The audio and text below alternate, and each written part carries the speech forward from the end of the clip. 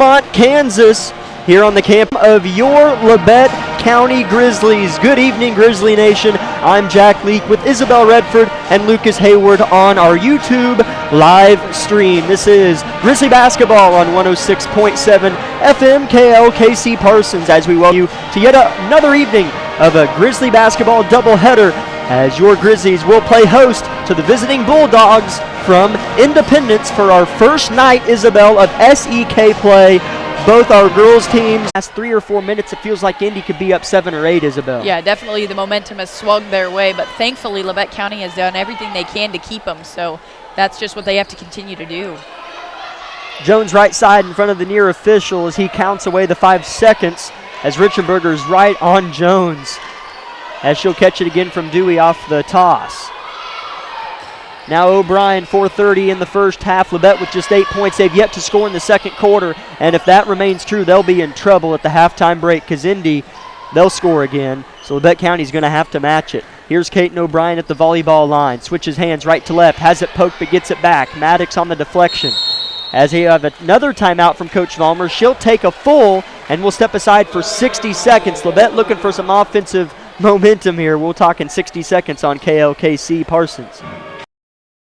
With many years of combined experience, Eye Care Associates of Parsons has set the framework in providing comprehensive eye health examinations for all ages and routine vision care for families throughout the 4-state area. Our optometrists and staff provide remarkable care with state-of-the-art technology to help with diagnosis and management of eye health conditions. Give us a call or visit our website to schedule your next eye exam. Eye Care Associates of Parsons. Experience modern eye care.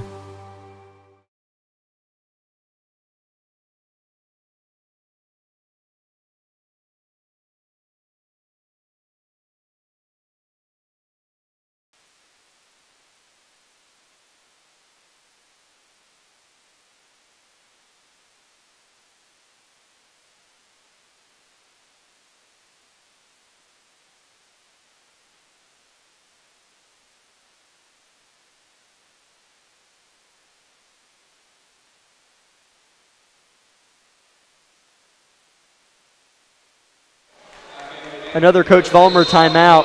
Both of them have been called. I think Labette County was down 4 the last time she called one. Here comes Dewey dribbling into the chest of the defender, and Wilson's going to hit the deck, and that's going to be a turnover, Labette County. As, my goodness, out of a timeout, that's not a great possession. Yeah, you know, that's definitely not what Coach Vollmer would want out of her Lady Grizzlies, because I'm assuming she called a play or drew up something for them to try and run. So just an unfortunate turnover for the Lady Grizzlies. 3:50 first half, 12-8 in favor of the Bulldogs. Labette County has not scored in the second quarter. Johnson pulls up from deep, misses, and it's rebounded by Jones. Labette County struggled on the boards at circle, and they're struggling big time on the defensive rebounding tonight. Richenberger penetrates, throws it into a swarm of players from both teams, and a jump ball is forced. It'll be Independence basketball, as, I mean, she just chucked it, as Labette should have been able to get that one. Yeah, it just bounced off the hands of Wilson there.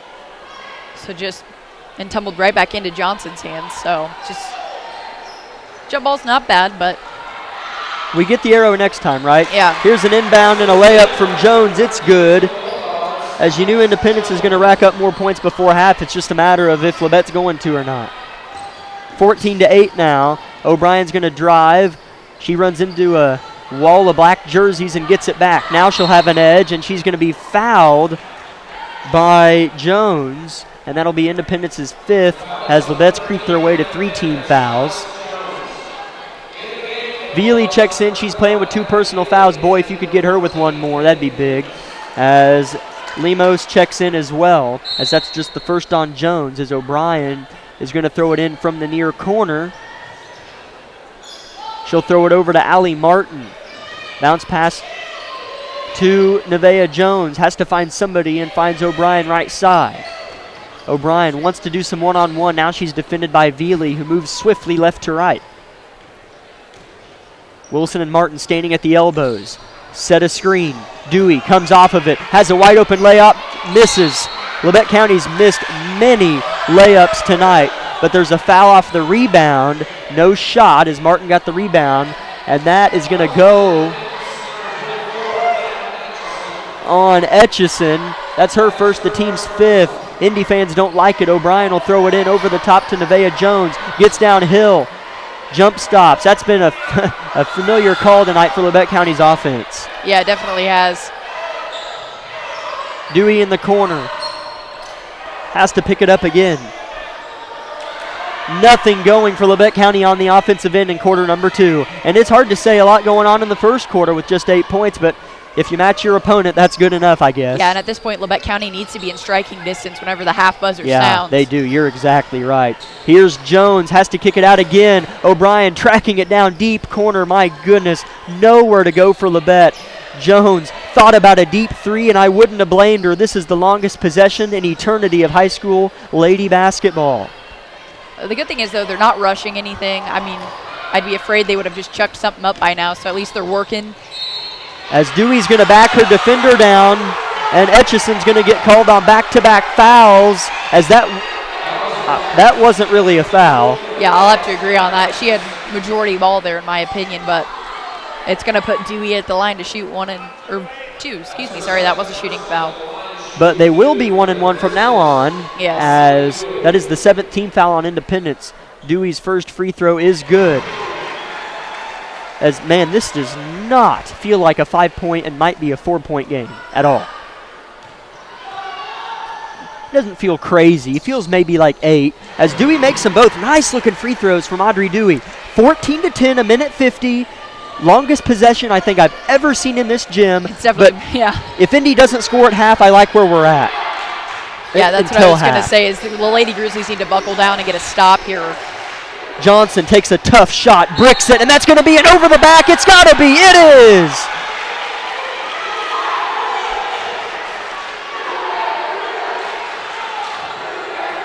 It was an offensive foul, so no free throws for Labette, but that is the 8th on Independence. 8. Are they going to put it up there? I think it's the 8th, and now they're going to make it 1-1. It is the 8th, and that's the first on Lemos. And shooting the 1-1 is Shelby Wilson. Man, big-time opportunities on these closing minutes. As you have to. I mean, when the clock's not running, you have to make the comeback somehow. Wilson misses. That's a big miss, but hey. Rebound Johnson. O'Brien picking up Veely full court. I wonder if Veely's ever been guarded by somebody like Caton this year, as she's just going to throw up a layup and travel.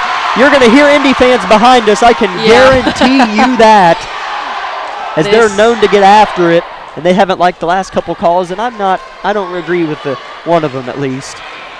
So they're not going to like that travel. Labette, another gift from Independence. Caton O'Brien, leading scorer, 15 a game for Labette. Held to just 3 today, but they're within 4, a minute 20 and the rock. As it would be so nice for them to score here, but they've just got to play fundamentally and wait for a perfect look. O'Brien gives it to Jones to the left. Vollmer, set play is in. 65 seconds. Jones drives. Right-hand layup underneath. No. Missed many layups. Had some go. I was going to say she's had a lot of looks today, but just a little too strong with the layup. That's a tough layup to make. But yeah, there's it is. I think 3 that we should make. Yeah. 50 seconds. Independence burning some time here. Dewey trying not to let it happen on Richenberger. Now Johnson. She's been more active. Now ball's on the right side in the hands of Etchison. She's looking to go baseline. Throws it to Johnson. She'll lean into Martin. Another tough shot, and she'll make it. Golly. And Martin did all she could there. I mean, she was straight up. She couldn't have done anything else without fouling. So still, good effort by Allie Martin. Just a great shot by Johnson. Labette down 6 with 22 seconds. It'd be nice to can one here. Wilson with space. She'll let it go and miss to the right. It looked good. Rebound Martin on the offensive end. And Johnson's going to create the jump ball, but it stays with Labette with 14.9 on the clock. You got to savor this possession. But honestly, don't give Independence any time. Well, you don't want them to give them an easy turnover here. I mean, if you miss the shot, that's one thing. But work the ball a little bit. You got 14 seconds. as it's thrown into Nevaeh Jones. 12 seconds. She'll drive. She's done that a lot. Bounce pass to Martin. She'll head fake. Johnson doesn't bite. 7 seconds. Jones, right wing three, is in and out. And it's going to be rebounded by Johnson. 2 seconds. Dewey at the buzzer. Oh, she didn't know. As you, I mean, you know, just awareness. That's tough to have in that moment. But Dewey stole it and could have shot it. So at the break, Independence 16, Labette 10. They scored just 2 points in the second quarter, but luckily, and credit Labette County's defense, Indy scored just 8. So Labette County somehow still with a chance at the break on these Bulldogs. We'll be back with our Eye Care Associates of Parsons halftime show in 2 minutes on KLKC Parsons.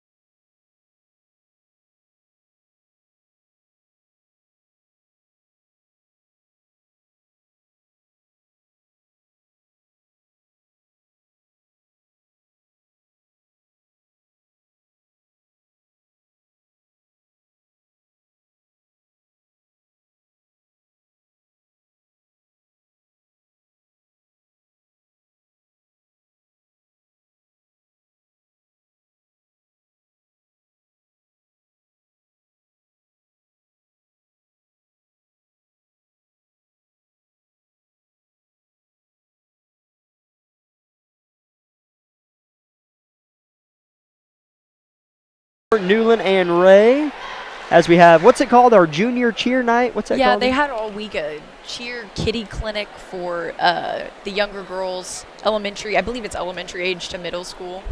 And so they've been doing that all week, and now they're performing for everybody here in Harrison. So it's very, very fun to watch. As you can see that on our YouTube live stream, but you'll have to listen to my wonderful voice as you watch them dance. As our halftime show will dive in. Independence leads your Lady Grizzlies 16-10. As Isabel, if you would have told me that Labette scored 8 points in the first quarter and 2, not even a field goal, just free throws from Andre Dewey in the second quarter against Indy, undefeated, up there in the rankings, at least early in the season, I would have told you the score would be 25-10. Similar to that of Circle, 28, 25-10, maybe 26. But Labette County is within 3 buckets. It kind of feels like, I kept saying throughout the first quarter, it feels like an 8 to 10 point game, but it's not like Independence has played that great. No, yeah, and that's something that I definitely, At all. When you just explained that situation and we only have 10 points, I mean, I would have thought they would have run away with the game by now. And so it's definitely a good thing to see Labette County, because while Labette County has played good defense, Independence has also had some miscues as far as travels, turnovers, just different things like that. So it is something that is, while it is a lot of credit to the Grizzlies, I feel like Independence, compared to how they've played up to this point, has just made some uncharacteristic errors. Yeah, as it's an interesting game. I mean, at the end of the first quarter, it was 8-8. But Abby Veely picked up her second personal foul. And that's late first quarter, Yeah. I think, early second quarter, I think late first quarter. And she sat the bench and came in with about a minute and a half, 2 minutes left in the half, and never picked up another one. So she's definitely somebody to keep an eye on because she has 7 points, leads away for Independence.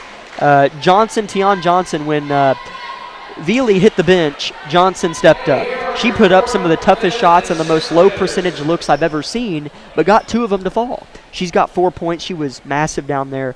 Etchison has 3, and Alex Jones has 2. Just 4 scores for each team for Labette. Caden O'Brien and Shelby Wilson each hit a 3-pointer. Audrey Dewey has 2 points, and Addison Rexwinkle went out with that, I think, her right ankle injury early in this game, but she did hit, I think, the first field goal of the game. She has a bucket. We hope the best for her.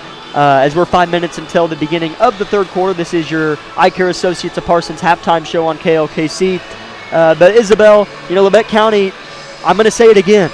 I'm just going to say it all year long. This game either goes to double digits within the first 3 minutes of the third quarter. Yep. Or it's tied within the first 3 minutes of the third quarter. And if you want the latter to happen, what do you have to do if you're Coach Fulmer's squad, based off of what we saw in the first half? Yeah, well, based on that, you have to come out in this third quarter and strike first. I think getting that first bucket, getting the momentum on your side, that's a big deal. And so being able to kind of have your own pace. We saw that in the second half at the Circle game on last Saturdays. They came out and they looked like a totally different team. And so I would love for that to happen as far as they haven't played terrible this first half. They've played well. They've stuck with Independence. That's the big kicker is you have to stick with them. You can't let them stretch the lead to 8 to 10 to more than that, because if you do, then you do risk the game getting away from you. However, if you can keep it close or at least, cut this lead down to just 14 to 16 or really, get it back tied within the first few minutes of the third quarter, then we have a ball game. That's right. It completely changes everything. And sure, you could say the momentum is in Independence's favor, but I don't think the momentum's been decided yet. No. It's not decided. Yeah. No one feels like they have the momentum. That was one of the quickest first halves I've ever seen. Not very many fouls called. Independence really picked up some fouls and put Labette in the bonus.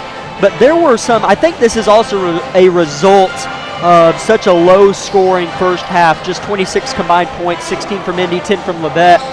There were some long possessions in that first half. Yes, there were. From Labette and Independence, some long, drawn-out, not necessarily ugly possessions. No, yeah. But just some long, I guess you can call them long defensive possessions too, but just some long stretches in the half-court sets. Yeah, it was definitely one of those where I think the defenses are pretty evenly matched, and both teams like to drive, and so when they're not able to do that effectively, it hurts both the teams, and so I think that's one of the reasons we're seeing low scoring. No flow. Because neither team can really get rolling because the other team is defending them so well, and so I think that's part of the reason. So hopefully we'll see Labette County be the team to kind of break away from that, but I don't see Independence going away so easily in that defensive regard. So they need to definitely, how do you work around that? How do you recover from knowing, okay, well, they're not going to go away. They're going to constantly be in my base. How am I going to shoot over them, go around them, pass around them? Because they're not just going to go away. But good news is I do think I see Addison down there warming up, so I don't know if she's going to return to play. But she's not sitting down. She is dribbling around and shooting, so that's a good sign. So hopefully we'll get to see her in the second half. This has been your iCare Associates of Parsons, Drs. Gilmore, Newland, and Ray halftime show of Lady Grizzly basketball. 2 minutes until the third quarter. We will talk then on KLKC Parsons 2-minute timeout.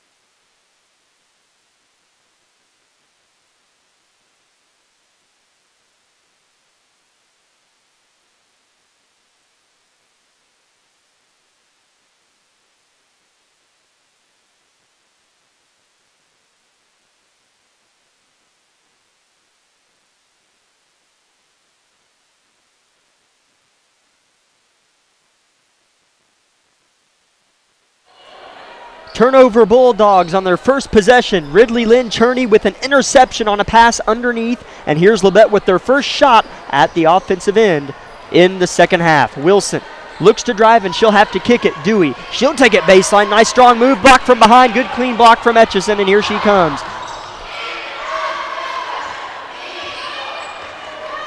Veely with it. She's got 7 and 2 personal fouls. Here's a short corner jumper. Air ball. Jones shot it, and hanging to create the jump ball is Veely.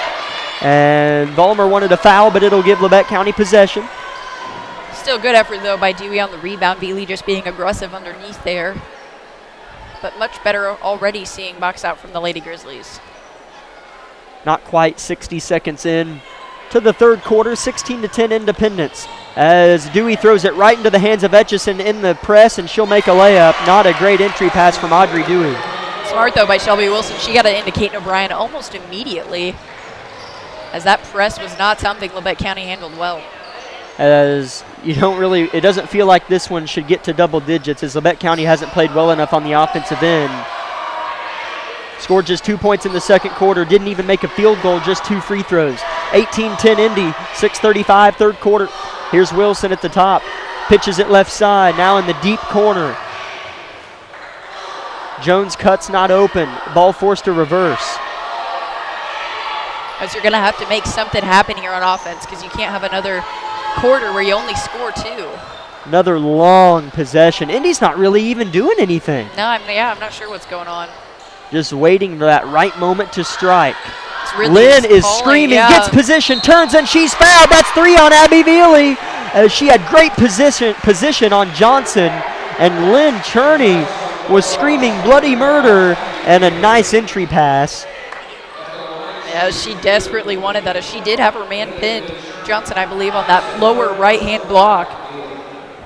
First foul of the second half, and that is who you would want it to go on if you're a Grizzly fan. Veely with 3 points. Lynn Cherney misses the first free throw. She'll get one more, but she hasn't scored yet, Lynn Cherney, but that happened at Circle, and she had a nice second half, so hopefully she can pull through in the half tonight. As she makes the second, it rolled around the rim, thought about it, but fell. Yeah, and hopefully that'll get kind of the lid off of Labette County's scoring drought here. Is, again, offensive production is going to have to increase. As Labette missed 3 layups that they should have made, a couple that were bad looks. As here's another interception. Shelby Wilson this time. Underneath, here comes Kate O'Brien. 5:45 to go. She's not guarded. She'll pull up. Off the glass! 18-14. O'Brien smiles at the bench. Vollmer applauds and smiles as well. Labette within 4. That was such a great shot. She just dribbled down, planted, shot, banked in. 5:30 third quarter. I like the looseness. Labette needs to be loose in a tight game. A 2-pointer is good. It looked good the second she squared up. Etchison nails it. As Etchison's had a decent night, and she's just looked natural this whole game. Etchison gets back on O'Brien, who never wastes a millisecond getting back.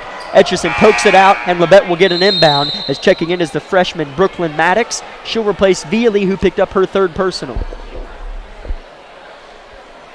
As if you're Coach Bird, you definitely have to play Veely conservatively. You definitely are going to want her back in those last minutes, but three fouls is brutal. O'Brien drives, shoots a floater, bottoms for Kate O'Brien. 5-0 run for the junior. 5 minutes to go, third quarter, 20-16 Independence, but the scoring is picking up and the averages are starting to prevail. Yeah, and this is a good sign here for the Lady Grizzlies.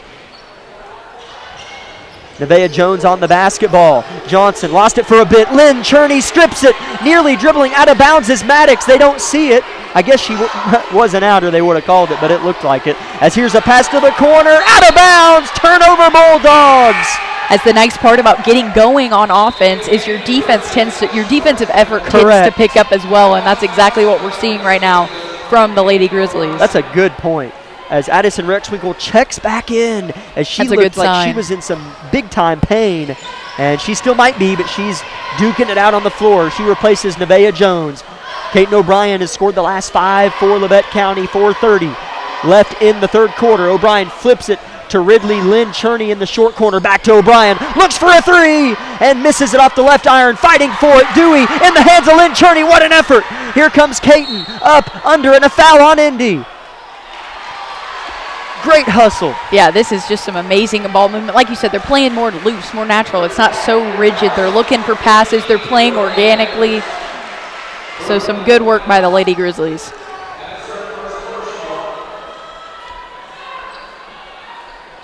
Substitution for Independence. Kayla Lemos checks back in. She replaces Alex Jones. Ball goes to Ridley Lynn Cherney in the corner. Set play for Wilson potentially. She's got it. They're looking for Lynn Cherney off the foot of Lemos on the entry pass from Wilson to Lynn Cherney. Labette will get another crack at the inbound from that corner over there by Principal Stacy Smith over there by the doorway. Wilson looks for an inbounder, heaves it to Lynn Cherney, who can't quite track it down, but here's O'Brien. 4 minutes, third quarter. Another long possession. Dump to Rexwinkle. Now Lynn Cherney on the block. She'll turn. Give to Wilson.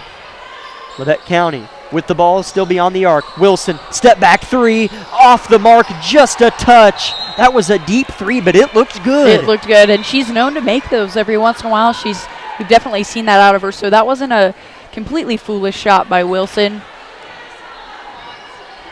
Independence 20, Labette 16. It was 16-10 at half. 3:40 third quarter. Etchison, she's played loose. Step back 14-footer. No good. Rebound Rexwinkle. Threw it to O'Brien. It was nearly stolen, but here comes O'Brien.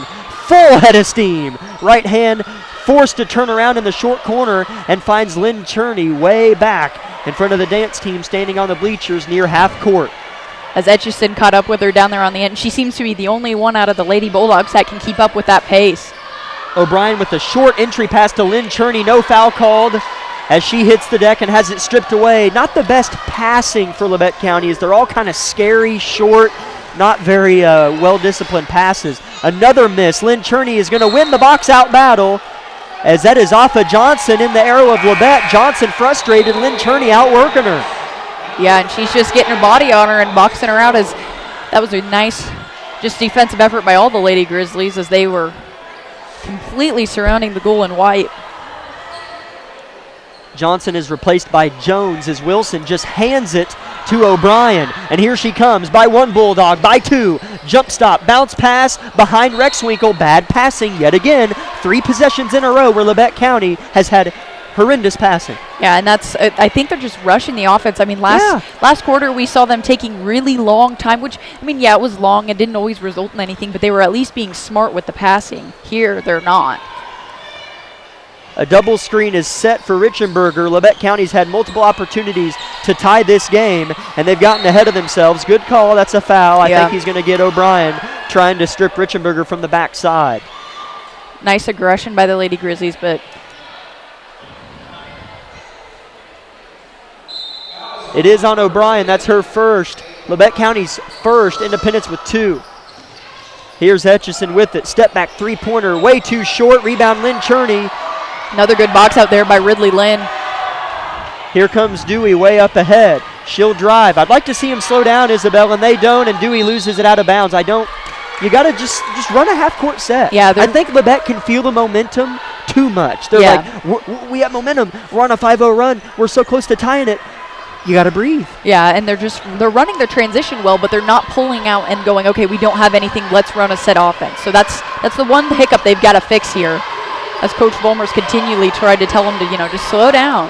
As here's a three-pointer, in and out, and a nice rebound, and then a pitch out, stolen by Rexwinkle, finds an outlet in Dewey. What an effort from Addison as she hits the deck, and she's limping pretty good as she gets back on D. Wilson has it poked from behind, but in the hands of Ridley. Here's Caton. Goodness, what a sequence. Caton up, under, out Wilson. Three-pointer off to the left, and it's going to be rebounded by Indy, and a foul on Ridley going the other way.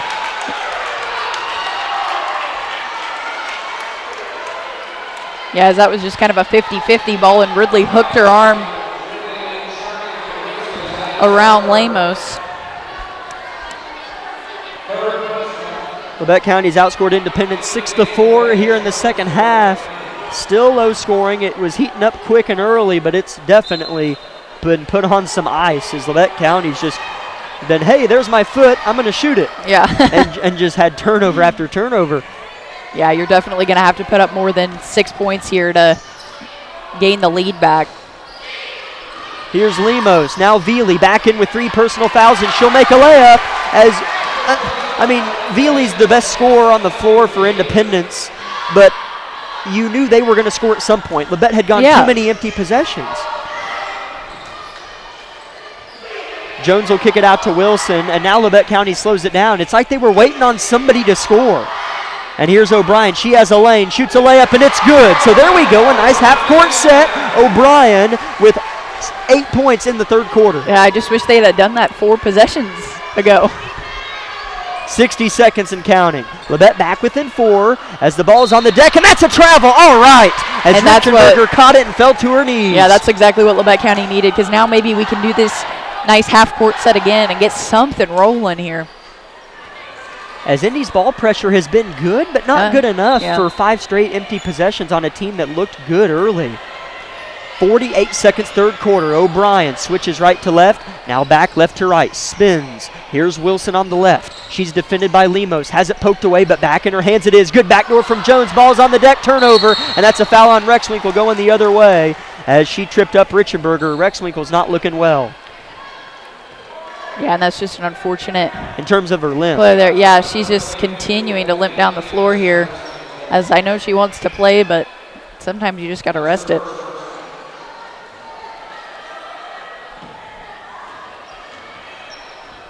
"33 seconds. Man, Labette has been feeling like they can get over this 4-point hump about all third quarter, but they have yet to. 30 seconds left in the third. Veely launches a 3, and it's short. Good nice box out from Allie Martin, yeah. who just checked in. What a box out. Labette with 20 seconds. Sorry, Isabel, they're already moving. 15 seconds, third quarter. As Vollmer gets into set play, confident in the one that she chooses. 8 seconds. Here's O'Brien. Darn it, that's an offensive foul.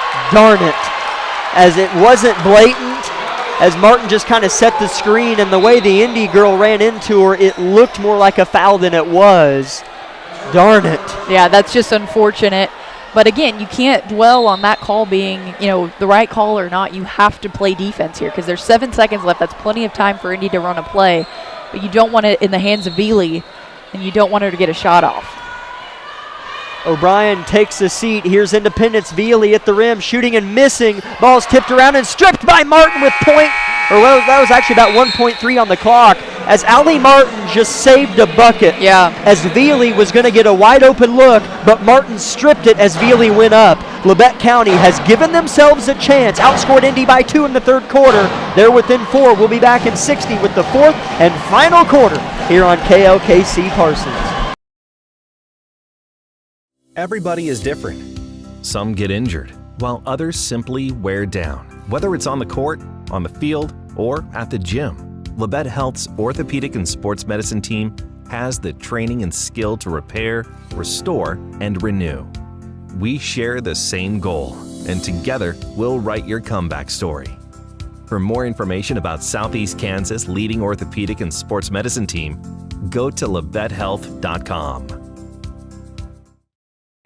Bowen Pharmacy supports the Parsons Vikings here, and here, and here. It's our goal to keep you covered. At Bowen Pharmacy, we give no excuses for you not to make it to the game. And it's always a great day to be a Viking.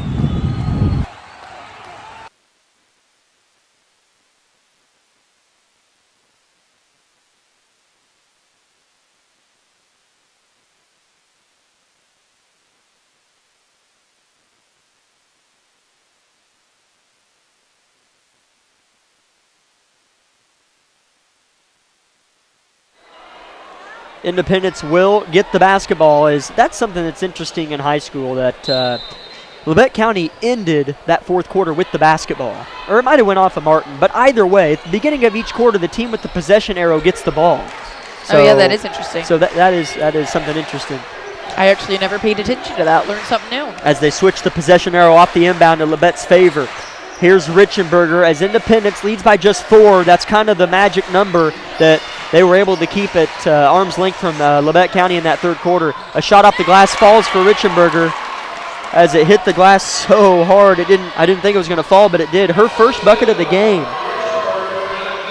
Quickly the other way is, I believe it was O'Brien, and it's stolen away. Here comes Independence as I was writing down Richenberger's bucket. A floater from Etchison, good, and just like that, Independence doubles it, and they're up by 8.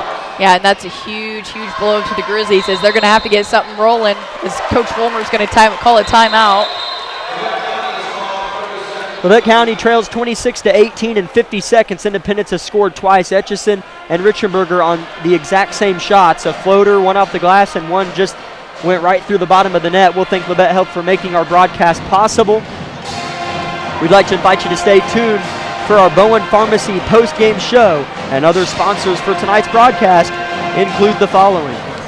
Tonight's sponsors include Labette Community College, Forbes Hoffman Funeral Homes, Clemens Insurance Agency, Labette Health, Woodworth Enterprises, Herman Lumber, Carson Wall Funeral Homes, Commercial Bank, Eye Care Associates of Parsons, Labette Bank, the Bartlett Co-op, Labette Center for Mental Health Services, Community National Bank, Tank Connection, Wood Insurance Center, Unified School District USD 506, the Corner Store of Altamont, Day and Zimmerman, and SEK Orthopedic.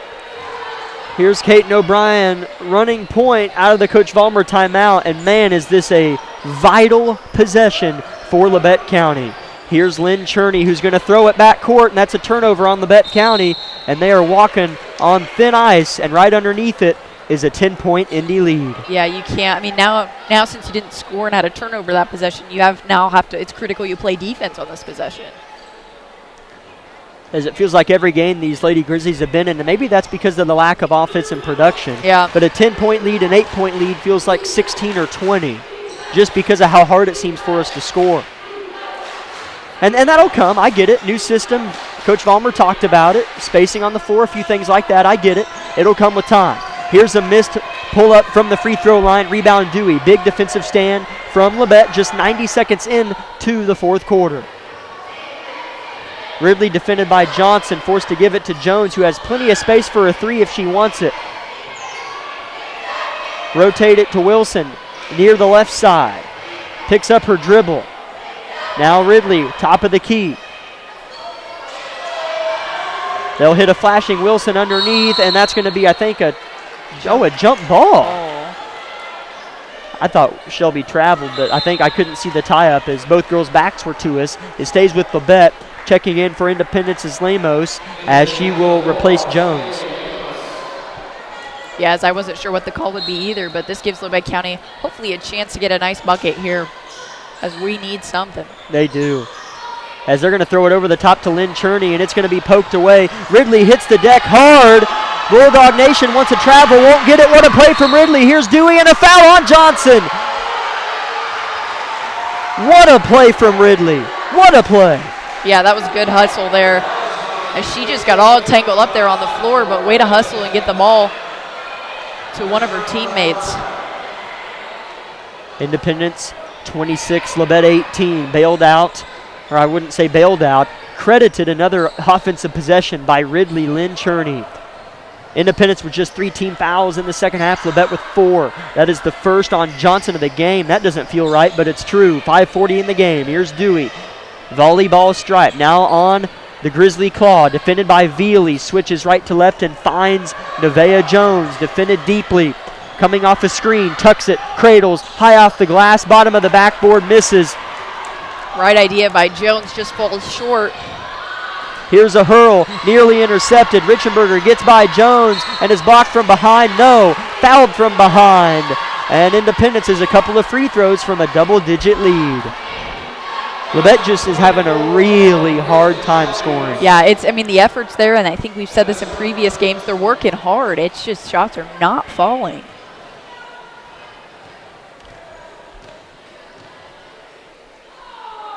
Richenberger's first free throw is good. Nice clean shot there by Richenberger as she looked comfortable. She just has 3 points on the game, as she's had more of an impact than just 3 points, it feels like, as they've all came in this quarter, and she's shooting one more free throw.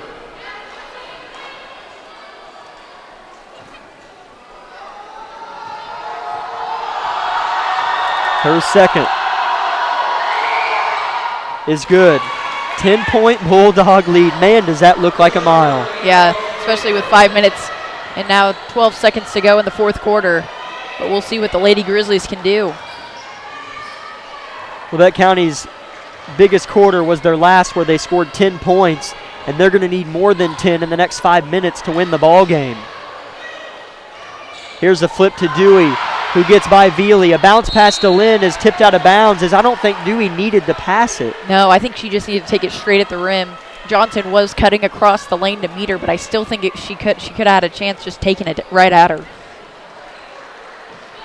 Caton will throw it in, maybe, as Addison gets open. Addison back in the game with that hurt ankle. Toughing it out. 4:45, Labette down by 10. Dewey throws it to Rexwinkle, and those long possessions, Isabel, aren't going to help Labette in this next 4.5 minutes. They're going to have to move. Dewey shoots a floater that's blocked by Johnson. Dewey gets it back, though. Has to avoid the 3-second violation and does. Here's Caton with it. Somehow Labette saved a possession. A bad dump inside stolen by Johnson.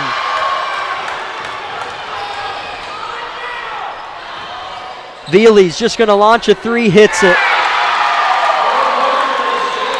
And she's playing smart right now with those 3 fouls and making the Lady Grizzlies pay on the defensive end. Vollmer wants a timeout. Labette trails 31-18, 4:06 to go. Abby Veely with her second 3 of the ball game, and she's at 12. Coach Bird's squad can smell blood here in Altamont. We'll be back in 30 seconds on KLKC. Everybody is different. Some get injured, while others simply wear down.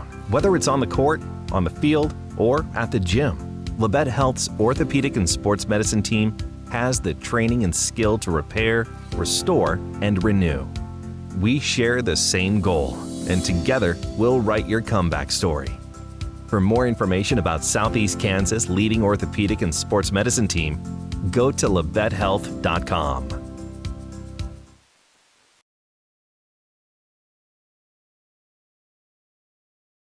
Quarter for Labette. 2 points in the second quarter and 8 points. I was wrong, not 10. 8 points in the third quarter and 0 halfway through the fourth quarter for Labette County, and they trail by 13. As Isabel, it wouldn't be a 13-point Independence lead if Labette County just scored an average on offense. As Independence, this is not a result of them playing an exceptional game. Yeah, they played average. Yeah, definitely. Compared to what we've seen in previous games from them, this hasn't been super outstanding. Labette County's shots just have not been able to fall, and their offensive production has been extremely low. Rexwinkle, Dewey, O'Brien, Wilson, and Martin in the game out of the Vollmer timeout. O'Brien forced to turn and flip. Here's Martin with the band on her left elbow. Drives baseline. Short corner. Pass intercepted. Here comes Richenberger up ahead. Dewey squaring up. Richenberger turns and kicks to Veely. She'll head fake and get Dewey to bite a little bit, but not a lot. And here's Etchison left wide open. Air balls to the left, and Veely's going to track it down. Veely with the wide open lane, misses the layup. Rebound fought for. Here's Lemos, bounce past Johnson. Her layup's good. As that was just too many second chance opportunities there for the Lady Bulldogs, and they took full advantage of it. Martin in the corner. Back to Wilson. 33-18, Independence up 15. They've put it on Labette County. As Vollmer said this at Circle, I mean, they scored just 5 points in one half. You're not going to win any game playing offense like that. And they haven't scored in the fourth quarter as Rexwinkle misses a floater. Outlet up ahead to Veely. She's not guarded, and she'll slow it down wisely with 2:45 to go and a 15-point lead. And this is going to be huge because, I mean, you could foul here and continue to stop the clock, but it doesn't appear they're doing that. Yeah, as Vollmer's definitely telling them to get ramped up here, as Coach Bird wants a timeout. We'll keep it here. It's just 30. I mean, if there were maybe under 2 minutes, I can see it, but I mean, with a 15-point lead. True. Oh, man, that's, as I think right now, you just want to try to get those steals, create that turnover, create that jump ball. And later on, if Labette scores and gets within a dozen or 10, we might see some fouls.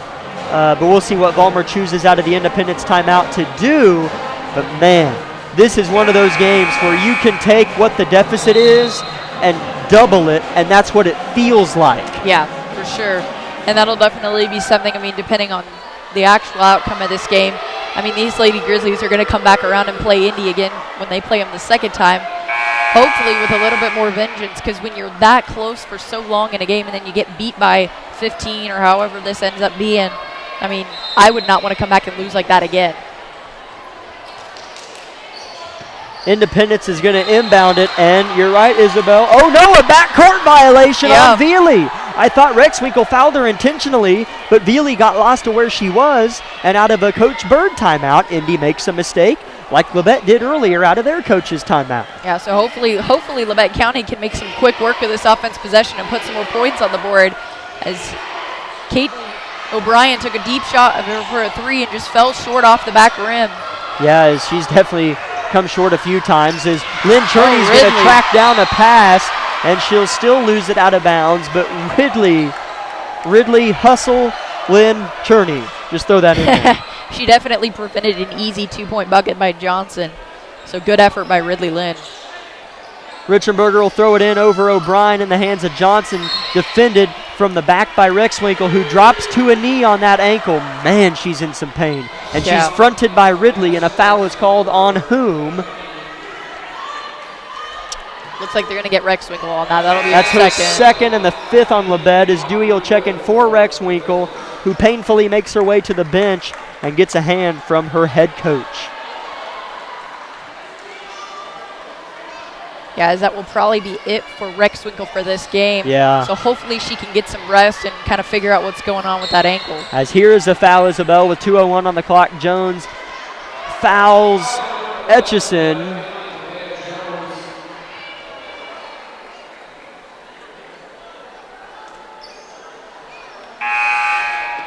And it will be not quite a 1-and-1, as that's just the 6th-team foul on Labette County. As I guess now they're just going to decide to make it 17 fouls. That's fun. Why not? Let's make it 27-33 while we're at it. Make it interesting. As that was not 17 fouls. I believe the last Unless foul, they were off. Yes, I believe the last foul on Addison was the 6th team foul, and then this on Jones well, hey, was the 7th. Thanks for making me look dumb, Isabel. I appreciate that. No, please. It's easy. I understand. It's hard not to. Just ask Will. He did it all the time. It's too hard not to make me look dumb sometimes. So thanks for correcting me. As Etchison makes the first. As Lucas gives me a thumbs up. He agrees. Second, good as well. 17-point lead, Isabel. Man, that's a mountain. Yeah, that definitely is something that, I mean, when you're within 4 or 2 or 6 this whole game, that just seems impossible with a minute 56 to go. O'Brien hits the deck, and Veely creates the jump ball. Possession independence, and it's looking gloom for the Grizzlies. They have yet to score 1 point in the fourth quarter. Yeah, I mean, that would be your goal now. I mean, if you, as the game continues to slip out of reach, at least score, make a bucket. Lemos crosses half court, and here's a foul right after the pass from Richenberger to Veely. And so it'll be 1-and-1, I think, for Riley Richenberger, as she's 2 for 2 from the line. She has 4 points. Oh, no, my apologies. It's going to be Lemos at the line. She's yet to score and yet to shoot a free throw. We'll see what the freshman can do from the stripe.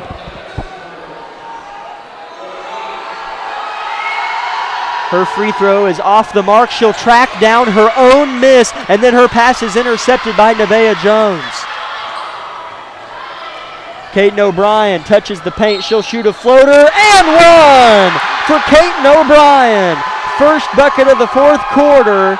And she's fun to watch because, man, we could be down 30 and she'd make a layup and smile and high-five her teammates. Her temperament, our whole team's temperament, is just admirable. Yeah, it definitely is fun to watch her and the team continue to work hard no matter the circumstances, and I just love the support of the student section, still cheering everybody on. Yeah. That's O'Brien's 12th point. She misses the free throw, and then a foul on the rebound from Tian Johnson, who will come shoot a 1-and-1. That's the 9th team foul on Labette County, and they're going to get Kaiten O'Brien with it. That's only her second or third, I think. She's played a clean game for her. Yeah, she has. It's her second. Minute 32 in the game. Labette trails by 15, 35-20 to the undefeated Bulldogs. First game of league play. Johnson bends at the knees and fires and connects.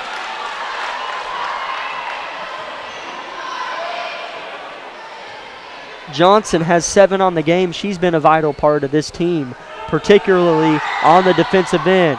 Makes both free throws, lead back to 17 for Indy. Minute 30 in the game. Here comes Caton looking to get her average of 15 points. She's at a dozen right now.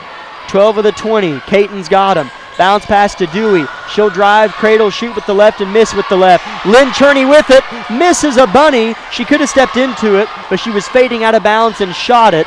Good offensive rebound, though, as O'Brien's going to steal it, and that's off of Richenberger's toe. Caton O'Brien will never stop suffocating whoever has the basketball. Yeah, and this is a good, I mean, the fact that they're putting the work ethic in now in some of these games where, yeah, you might not win it, but some of these games that are close, that work ethic's going to prevail. Here's a backdoor. O'Brien makes the left-hand layup. Feed from Ridley. Lynn Cherney. That was a perfectly run inbound pass. Good Yeah, job by Ridley and O'Brien to get the connection. Back to 15 the deficit is for Labette, as O'Brien's still swiping, still fighting. Here's Veely. She'll drive short corner and reverse just to burn out clock. 50 seconds left in the game. O'Brien with 14 of Labette's 22.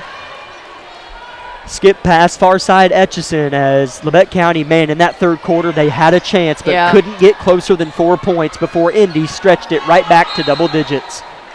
As here's a foul on Caton O'Brien, her third. She fouls Etchison, who will shoot now 2 shots. That's the 10th team on Labette.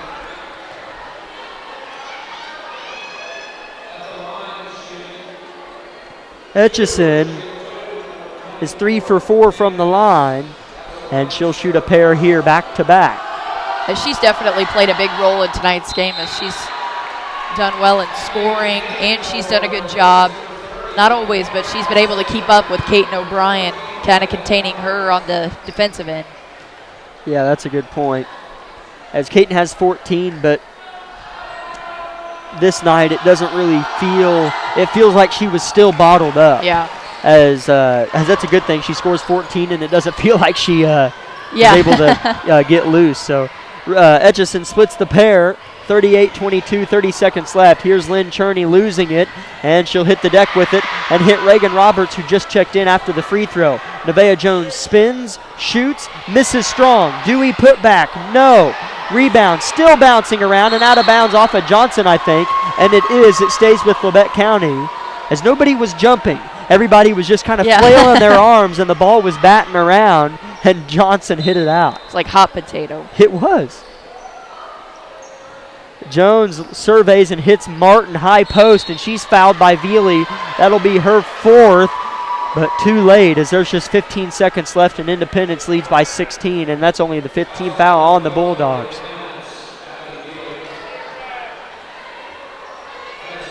They'll throw it into Dewey. Clock has yet to run, and now they run it. Here's Roberts. Jones puts it on the hardwood, stripped by Johnson and off of Johnson. And if you're Labette County here, I mean, you just want one more good look. Go away from this game with a good taste in your mouth, with a good shot. Jones will throw it in, catches it, 3-pointer, too strong. Martin backside rebound, pull up, off the mark, and Johnson with the board. Lynn Cherney still fighting, and the buzzer will sound here in Harrison. Labette County falls 38-22 and scored a combined 6 points in quarters 2 and quarters 4. Not going to win a lot of games doing that. I'm sure Vollmer will say something to that effect if she makes her way up here for an interview. They put 20 minutes on the clock. We'll quickly make our way to a 5-minute timeout and come back with our post-game show of our girls' game, brought to you by Bowen Pharmacy here on KLKC Parsons. A 5-minute timeout.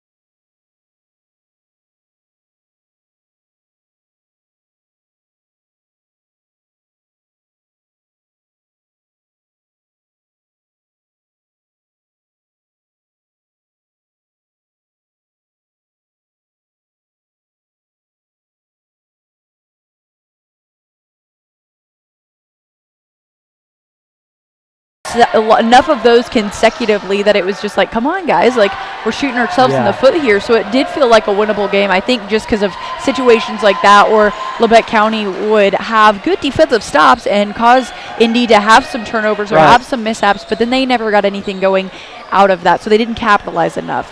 So that was just kind of one of those things where it wasn't necessarily that Indy shot us out of the gym. It wasn't like they were just, oh my goodness, unbelievable, this team's amazing. They played well. They played fundamental. They didn't let it get to their head. But it was just enough that the Lady Grizzlies just could not handle it. As for the Lady Bulldogs, Abby Veely, who was in foul trouble, still found her way with 12 points. Etchison had a quiet 12, a lot of them from the free throw line. Richenberger had 4, all in the fourth quarter. Johnson had 8. She was a bigger piece of this game than you think. And Alex Jones started the game, and she had 2 points. As Independence went quarter by quarter, here we go. 8 points, 6, and 16. Wow. Labette County went 8, 2, 8, and 4. And that totals the final score that we had, 38-22. In favor of Independence. As Isabel, it's offensive production. You know, you hold Independence to 38, that's pretty good. Yeah, that is really good. You're putting yourself in a position to win defensively, but it's okay, where's our offensive production? Yeah. It's got to come. Exactly. Kate O'Brien's going to score 12 to 17 every game. And that's fairly reliable, but you also can't only rely on her because 12 points isn't going to win you a lot of games, any games. As a matter of fact, your defense is good, but not that good. And you're exactly right. Holding a team to only 38 points is great, but you've got to be able to produce. So the big question in my head moving forward is who's that going to be? Or who, like, out of, what 2 people, what 3 people, like, where's that production going to come from? As we'll go ahead and take our 60-second timeout and come back with our Tank Connection pregame show of our men's contest. And if Coach Vollmer makes her way up here, we'll gladly sit down and chat with her. But for now, 60-second timeout and men's pregame show coming up on KLKC Parsons.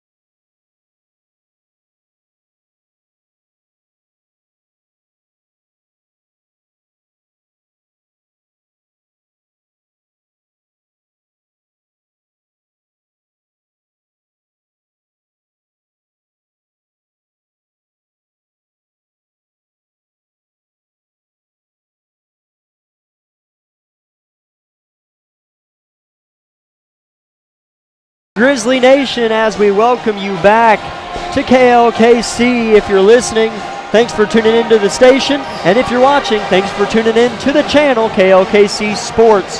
10 minutes until the beginning of our boys contest, Bulldogs and Grizzlies.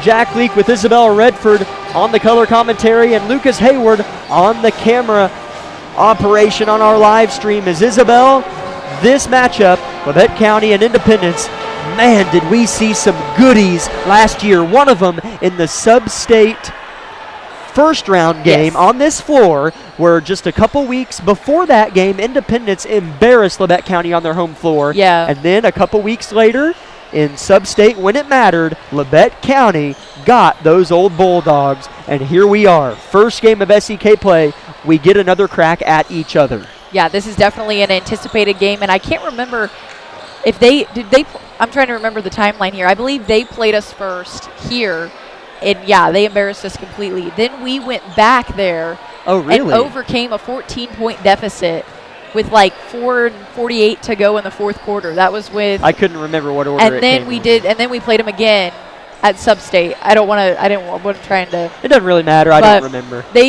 what I'm saying is that we've beaten them once, Right. they beat us once, then we beat them again, and ended their season at Sub-State. And so these guys are looking for blood. These guys are defending their home court, so it's definitely going to be a battle.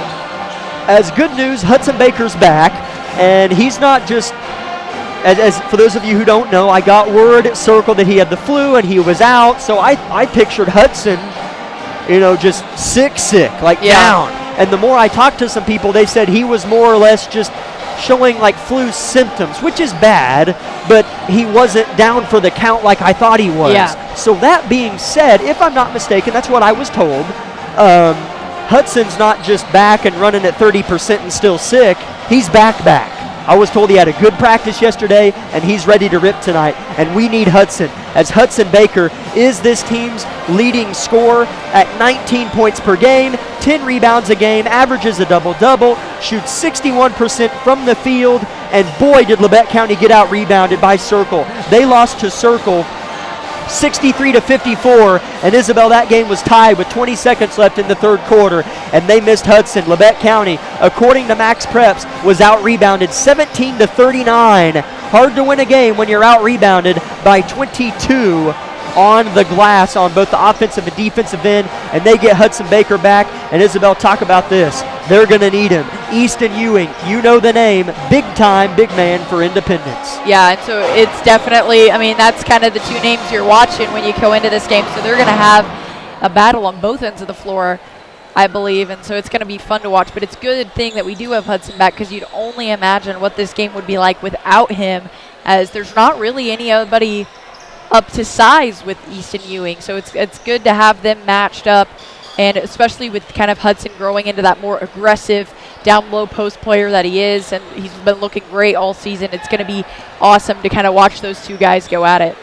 As last year, just to kind of note how it looked, the games where we beat Independence, Easton Ewing was bottled up. Yes. And the game where we lost to Independence, he let it rip on us. So you got to contain Ewing, and boy, do they have some good players as well. Tough guys, coached by one of my favorite people on planet Earth, Brad Smith.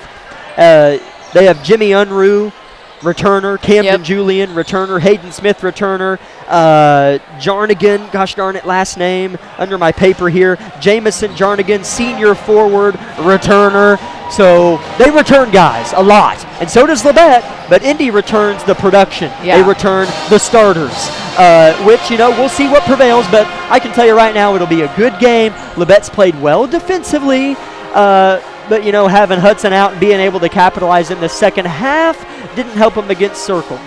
No, it definitely, I would have loved to have seen what that game would have, not saying, they for sure would have won if Hudson was here. I just think it would have been a different ball game. Without Hudson, they were fairly evenly matched size-wise, so having Hudson in there would have thrown that advantage more kind of our way. But it'll definitely be good to see him back on the floor tonight and see what our boys can produce for us. The one thing that Labette County did, they were forced to do with Hudson out, was play 4 out and 1 in. Joe Page ran the 5, and he would be stretching it hard. Like, he went 3 for 3 from three-point range against Circle. Joe Page was big time. He looked fantastic. He scored 15 points against Circle, if I'm not mistaken, and he played great. So Labette County has gone through that adversity. So now if Hudson, something happens, he tweaks an ankle and is out for 3 quarters. He is sick again. He is fouled out of the game. They know, okay, we go to our second identity. We played well against Circle. Let Joe stretch the floor and make some threes and make it hard on their 5.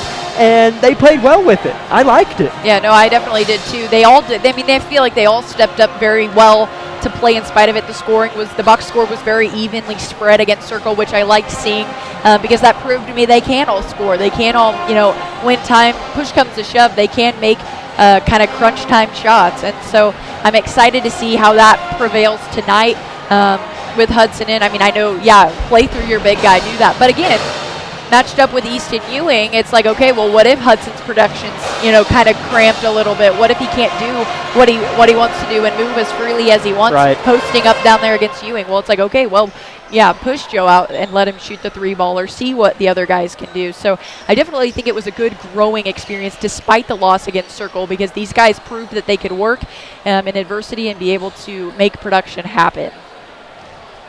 as starters have their tops off, so Isabel will get those prepared for me, is I don't just name them off. Isabel gets things ready for me. She's awesome to work with. This is your Tank Connection pregame show of the men's contest 340 until the beginning of the ball game, as Independence comes into this one at 2-2, Labette County at 1-3, just like the Lady Grizzlies. The Bulldogs opened up with Caney Valley, that of which they clobbered 65-31. Then they lost to Circle 52-44. I don't think Circle, the T-Birds, lost a game in their own classic. Then they beat Mulvane, as did Labette County, which is their one win. They won by 16. Independence, though, beat Mulvane 51-32, similar margin there. And then they lost to Collegiate 53-41. So in the Towanda Circle Classic, both your Labette County Grizzlies and Independence beat the same team and lost to the other two. So comparative matchups, that's about all we have to compare these teams, but we do have history, and that shows we're in for a ball game. 3 minutes until the beginning of the ball game. We'll take 2 of those and come back with starting lineups here on KLKC Parsons.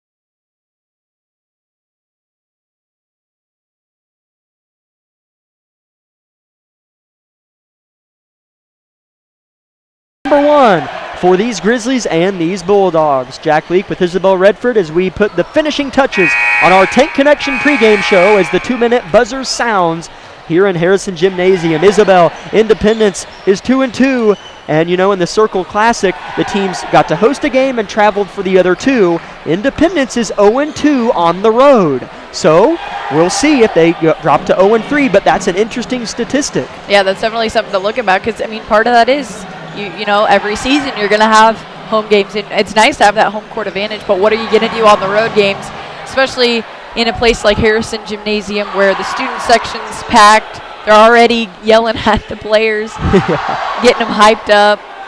So it's going to definitely be interesting. So we'll see how Indy adjusts. And, of course, you know, Coach Smith's already prepared them for these guys. As for him, it is like playing on home field advantage. Yeah. So we will see what it is like for these Indy Bulldogs. As tonight we see Coach Smith return. That's not quite new. He's been in Indy a few years now. And then on Friday night we'll see Coach Snyder set the bench for the Parsons varsity boys team. So a couple alumni of Labette County High School. I'll take it. I'll count it. I'll take it as alumni. They coached here. As the American flag descends from the east side of the court here from the rafters, as I think our band is going to take it away on the national anthem here as Randy Blackwell reads off our rules and regulations, as we will get you starters after this 2-minute timeout while our national anthem plays.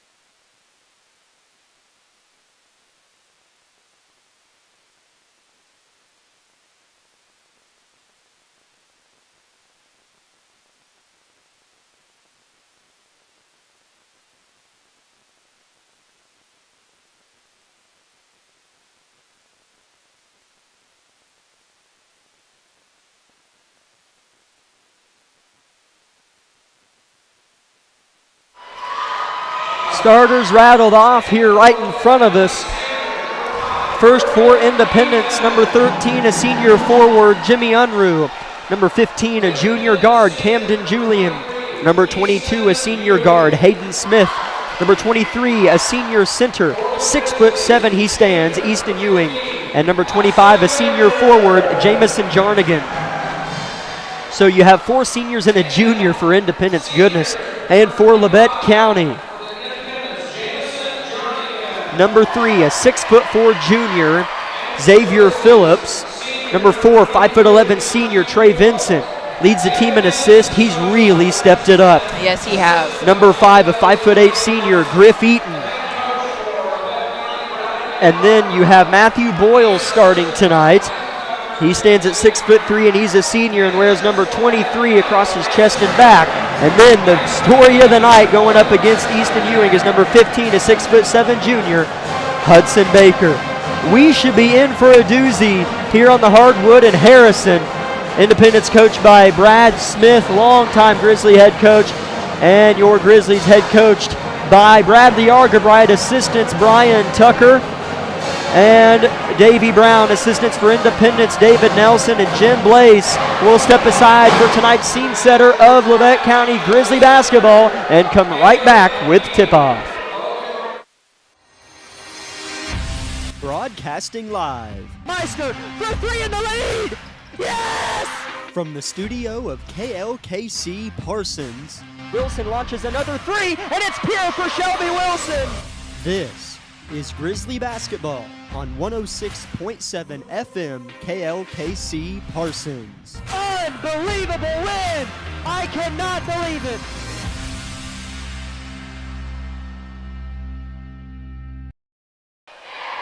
Hudson Baker toe-to-toe with Easton Ewing at center court right on the LC Grizzly paw. And we're about to be underway. Ref tosses the pumpkin in the air. Hudson wins it. Labette County working the hardwood left to right. Independence the other direction. Griff Eaton dribbling left and right, right to left, crossing over. Vincent right side, pulls up from 14. Uncharacteristic look, I didn't mind it. Comes up a little bit short though. He was definitely left wide open, so not a bad shot from Vincent, just not quite set.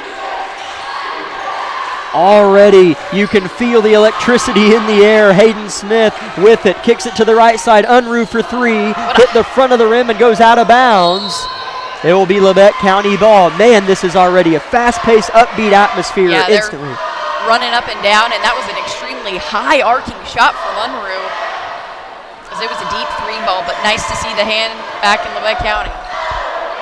Here's Griff Eaton on the left wing in front of the 3-row deep Independent student section. Here's Trey Vincent with it. Ball game has just gotten underway. Baker screen, kick out Phillips right side. Boyle in the corner getting the start. Boyle has to pivot and pick up. Eaton will penetrate just a touch and give to Phillips, who takes it firmly. Skip past Boyle, left corner, 3-pointer straight away, no good. Rebound Unruh. Here come the Bulldogs with crack at it, number 2. Didn't mind that shot either from Boyle, as the corner shot's kind of been his game, just didn't fall that time. Julian gets a touch and flips to the corner. Jarnigan. Now the ball's in the paint. Unruh has to kick it back out. Baker working hard on Ewing as they're working around him. 4 out, 1 in. Skip pass. Julian tracks it down in front of the Labette student section wearing all camo. A floater. I think it was blocked by Baker. Rebound Vincent. 6:20 first quarter. Labette with another possession. Vincent drives, cradles, shoots, and he's fouled, and he'll shoot a pair. As we'll see who they get on the foul. He was fouled near the block. I think he said 13. It is on Jimmy Unruh. Foul number 1 of the game. Vincent shot 12 free throws at circle, and I think he made 10 of them. I was talking to him earlier. He said he went 10 for 12 and misses the first here and just laughs it off. Yeah, he definitely did a lot. I was very impressed with the performance by Vincent at circle, as he drove a lot, and even though not all those shots fall, he definitely put on a performance at the line. He makes the second. 1-0 Labette County, first league game of the year. As for Coach Argabright and his crew, their record is 0-0 for all they could care. As here's an entry pass to Ewing, tipped out by Boyle. Good backside help. Boyle just perched in that short corner and awaited the right moment to pounce. And if you're Labette County, you've got to keep Easton Ewing from getting as many ball touches as possible. He'll pull up from 12. He can make that as well and makes the first of his shots as Ewing gets the Bulldogs on the board 2-1. Here's Vinson with the ball. Top of the key, defended by Unruh. Independence in a man-to-man. Eaton off of a Boyle screen pick-and-roll situation. Forced to rotate it. Vinson finds himself with the basketball on the right side. Phillips looking for a lane, finds a lane. Underhand layup, no good. Rebound, Jarnigan. Just a little too strong from Phillips, but not a bad look. They just got to keep taking it at the Bulldogs' throats here, trying to make something happen. Ewing gets another touch, turns, air ball, rebounded underneath, and the putback is in and out. Oh man, it looked like it was going to fall. Jarnigan, and then Phillips is fouled going the other way off the rebound. Man, has Phillips been amazing on the glass. Yeah, he definitely has, and especially last game at Circle, he put up a great performance of just crashing the boards and making sure that his team either got second chance looks or the ball went the other way in their favor. Goes on Julian, his first, second on Indy. Labette yet to commit a crime. 5 minutes first quarter.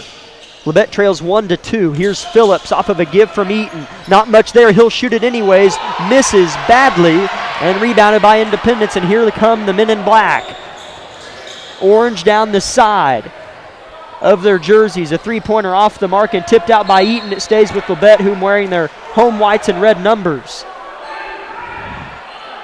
Labette playing still fairly strong defense here as Indy's been able to get some shots off, but thankfully none of them have gone in. Ball inbounded. Here's Jarnigan. And an uncontested three from Unruh's off the mark. Another backside rebound. Ewing didn't get the rebound, but he got the feed and dumps it. Here's a miss. Another putback. No. Baker with the board, but still a lot more offensive rebounds Labette's given up than they'd like. Vincent quickly the other way. Cradles and misses. Vincent very aggressive. Quickly, here comes Indy. He'll pick up his dribble. It's Unruh I'm talking about. Backdoor pass intercepted by Eaton and then off his leg, but it stays with Indy, but still quick hands from Eaton. Yeah, that could have been an easy basket there for Julian, but thankfully Eaton was there to get a hand on it. Ewing catches the inbound in the corner. Another tip pass by Vincent. Vincent and Eaton, the two guards active in the passing lanes. Julian flips it to the opposite wing. He was on the left, now it's on the right. Back left. Unruh wants to go baseline, takes the dribble, flips it to his point guard. It's Hayden Smith. Labette County in a zone defense. Ewing with good position, banks it in, plus the foul. Coach Smith turns around, gives a fist pump with his left hand as Ewing is going. He's got 4 and looking to make it 5. And again, with that matchup there being, it's pretty easy to draw the foul. Going both ways, I could see Baker drawing some fouls on Ewing later in this game, but even though his hands were up, Ewing did a great job just leaning in and getting the and one. Ewing from the line, misses short. Rebound Phillips, quick outlet to Vinson. 3:40 in the first quarter. Labette yet to sink a field goal. Here's Griffin, far side. Defended by Ewing. Coming off the screen is Phillips. Top of the key, Trey. In and out. Goodness gracious, did that fall and then come right out. Ewing with the board and Hill outlet to his point guard. Textbook screen and shot from Phillips, but just did not go in. Uncontested three, rattled in and out just like Xavier's shot. It was Julian. Griff wasting no time. Spins. Is cut off. Boyle in the corner. Working. Baker, short corner, double team, loses it. Eaton was paying attention and got it back. He'll launch a three, off the mark, rebound high in the air and in the hands of Jarnigan. Just unfortunate there for the Grizzlies as they're just looking for a bucket to go their way. Independence 4, Labette 1. 2:45, opening quarter from Altamont. Here's Unruh, pass inside, intercepted by Phillips. Coach Smith doesn't approve. Here's Vincent quickly. Nice pass to Baker. He's fouled. He'll shoot 2. And nice work there by the Grizzlies as they are running good transition offense. And thankfully they were able to convert something on that time, so we'll see how Baker does putting these free throws away. That stops the clock at 2:33. Baker looking to get Labette within 1. This one too short, you could tell from the jump. Score remains at 4-1. Here comes Joe Page coming off of a 15-point outing at Circle, went 3 for 3 from beyond the arc. That was a game where he was forced to play the 5 in Hudson's absence and really stretch the floor on those T-Birds as he replaces Matthew Boyle. Baker splits the pair. Yeah, Joe was a great facilitator last game. Fun to watch for sure. It looked like he was having a great time despite the loss. So we'll see what he can get going for these Grizzlies. As Labette's yet to make a field goal, but man, their defense has been good, holding Indy just to 4. What a low-scoring game, just like our ladies contest. Here's a reverse layup. That's a pretty move from Julian, and he finds the bottom of the net. 6-2 Independence. 2 minutes first quarter. Labette just with 2 points in the opening quarter. Here's Xavier. They're looking to get Page an open look, but Phillips took it the other direction. I'm not sure he was aware of the play call. As Joe Page came in between an elevator screen, but Phillips took it to the opposite side. Page catches, shoots, misses high into the hands of Ewing. Would have been nice to see that fall. Not a bad shot take from Page, but hopefully he's just still warming up and we'll see some more action from him. Here comes Hayden Smith. Pass across the paint. Here's a three-pointer, and he's fouled badly, hard, as Joe Page slaps the deck hard in frustration as he fouled, I think, a newly checked in Lucas Smith, another senior guard. As man, Independence, a senior citizen center. Yeah. That's a compliment, by the way, especially at this level. If you're senior heavy, that helps a lot. Yeah, it looks like there's 7 seniors on this roster for Independence. As Joe Page just unfortunately jumped up to try to get a hand in his face, and his momentum just carried him to the ground. Lucas Smith makes the first. He'll have 2 more. Smaller player for Indy, but man, is he active so far. Misses the second. He's a 5'10" senior guard for the Bulldogs. Where's number 10? With 90 seconds in the first quarter, Lucas is going to launch his 3rd free throw and makes it. He goes 2 for 3, making the Indy lead 8-2. Here comes Trey Vinson crossing the timeline. If you're Labette County here, I mean, it would be nice to strike a field goal or get something going. Vinson with the jump stop saw the 6'7" Ewing and decided, I'm not going to take it. Here's Page. Flips it to the far corner in front of Independence's student section to Phillips, who rotates it this direction again. 65 seconds. Vincent looks to get downhill, kicks out to Page. Quick release, too strong, looked good though, and tipped into the hands of Jarnigan. 50 seconds for Independence. Here they go to Ewing. He'll just turn, shoot, miss, rebound, Griff Eaton. 42 seconds, still wearing that medical brace on his left elbow. They didn't let Phillips wear his sleeve at Circle, but this referee crew lets him wear it here at home. Here's a skip to Phillips, has to go high to get it. Comes down with the basketball. Eaton, step back from 10, gets it. And that's a shot that he likes to do a lot. He's really good at just making them naturally off of those kind of fast plays. So good hustle there by Eaton to get something going, as that's the first bucket other than free throws for this Grizzlies offense. Griff shoots better when it's out of control and off balance. Yeah. He's like the Patrick Mahomes of basketball. Yeah. Did I just say that? You Whoops. did. 4 seconds, first quarter, a floater is good from Hayden Smith. Big response from Hayden. Vincent launches a full-court shot that rattles the backboard. It's still vibrating here on the east end. At the end of the first quarter, Independence 10, Labette County 4. We'll be back in 60 seconds on KLKC Parson. My name is Bria and I'm a pharmacist at Bowen Pharmacy. I'm here today to tell you about one of our patient programs, Meds to Beds. Bowen Pharmacy South is located in the medical office building at Labette Health. Our staff works closely with the doctors, nurses, and social care workers to ensure that your transition out of the hospital is an easier and more convenient experience for you and your loved ones. If you are having inpatient or outpatient surgery, we will get your medications directly from your doctor and deliver them right to your hospital bed. If you are having a baby, we will get your medications or anything else that you may need to get your family home without the hassle of making several stops along the way. Whether you're here for a few hours or a few days, we are here at Bowen Pharmacy and Bowen Pharmacy South to help get you well without any interruption in transition of care. Just ask for Meds to Beds. At Bowen Pharmacy and Bowen Pharmacy South, we are here for you today and we are here for you tomorrow.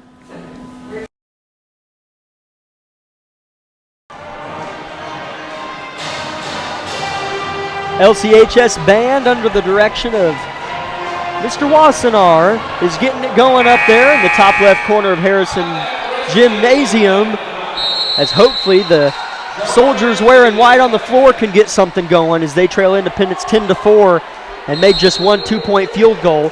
Credit Griffin Eaton on that effort, as man, just scoring points if you're wearing a Grizzly jersey tonight has been hard.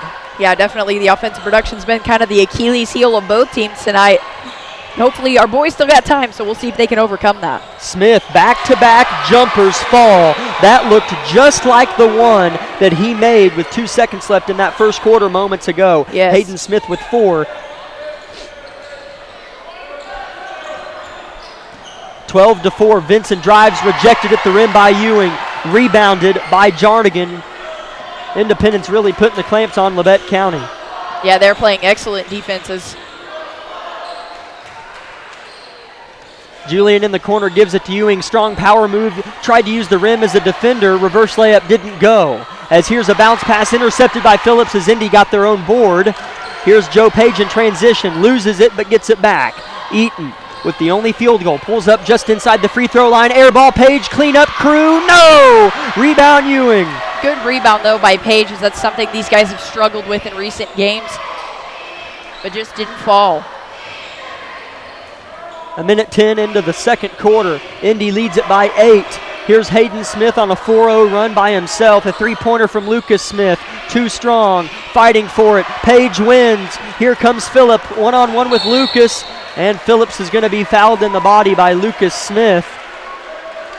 Which at this point you can't be afraid to take it at him. I mean, it's just, you got to get the contact, draw the foul. Make something happen. That is just the third team foul on Independence and the second on Labette County, as Kagan Bates checks into the ball game, replaces Trey Vinson, and Xavier Phillips is replaced by Matthew Boyle.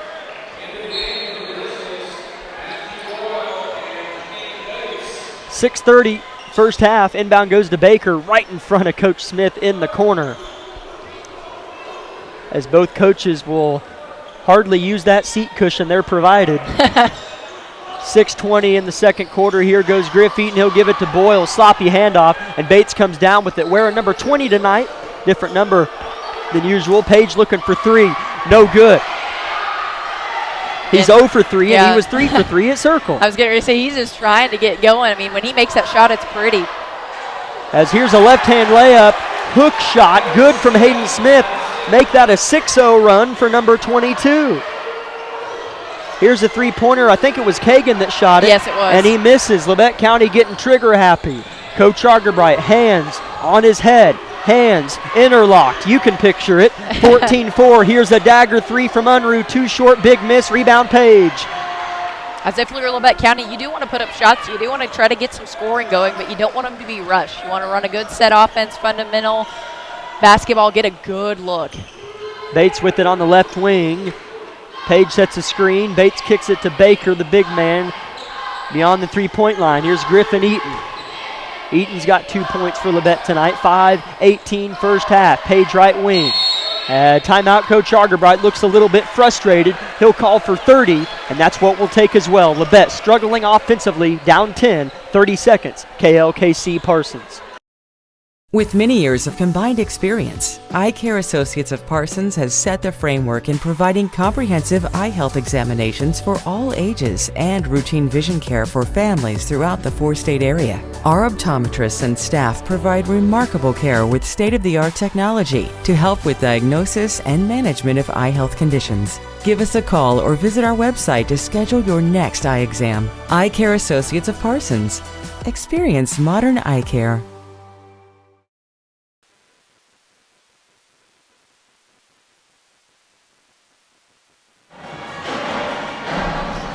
Isabel, I don't know what it is, but I think there's a leprechaun that's putting a clear lid on the goal that Labette County is currently shooting on through both our games tonight. Yeah, I had no idea you were going to use a leprechaun analogy, but I mean, yeah, definitely. Sorry, I'm sorry. You're good.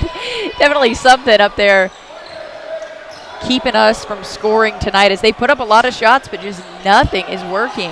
Argerbright trying to change it up. Here's a turnover. He turns around in frustration.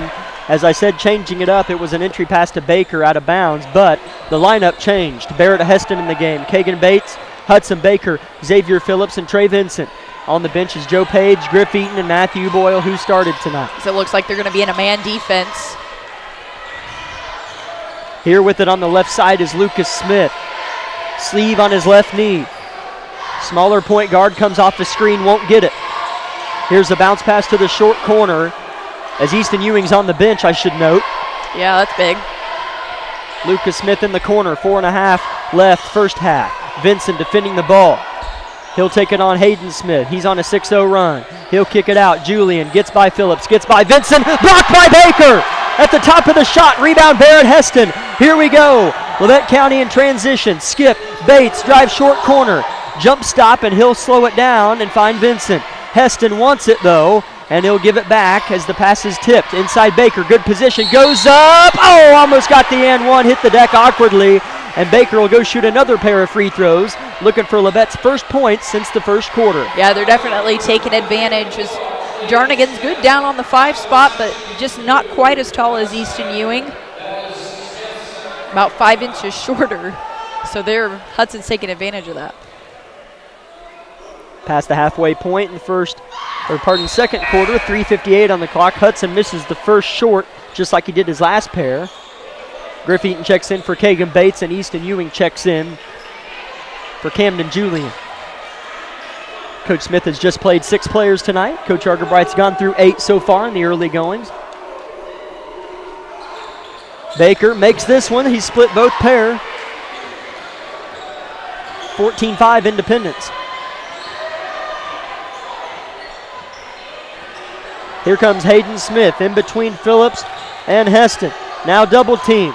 Back to Smith. Closed out by Phillips. Good ball movement from Independence into Ewing. 1-on-1. Now a double from Griff comes in, and he's fouled, and I think he'll shoot 2.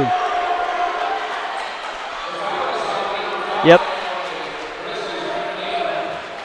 Yeah, and I wasn't sure. I mean, I assumed that was going to be on Eaton, but it's always scary when 15's in the mix, as you don't want another one to go on your big man.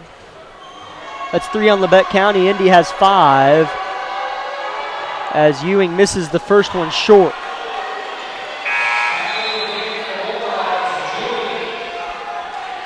Julian checks back in for Lucas Smith, and Joe Page will go snag Barrett Heston.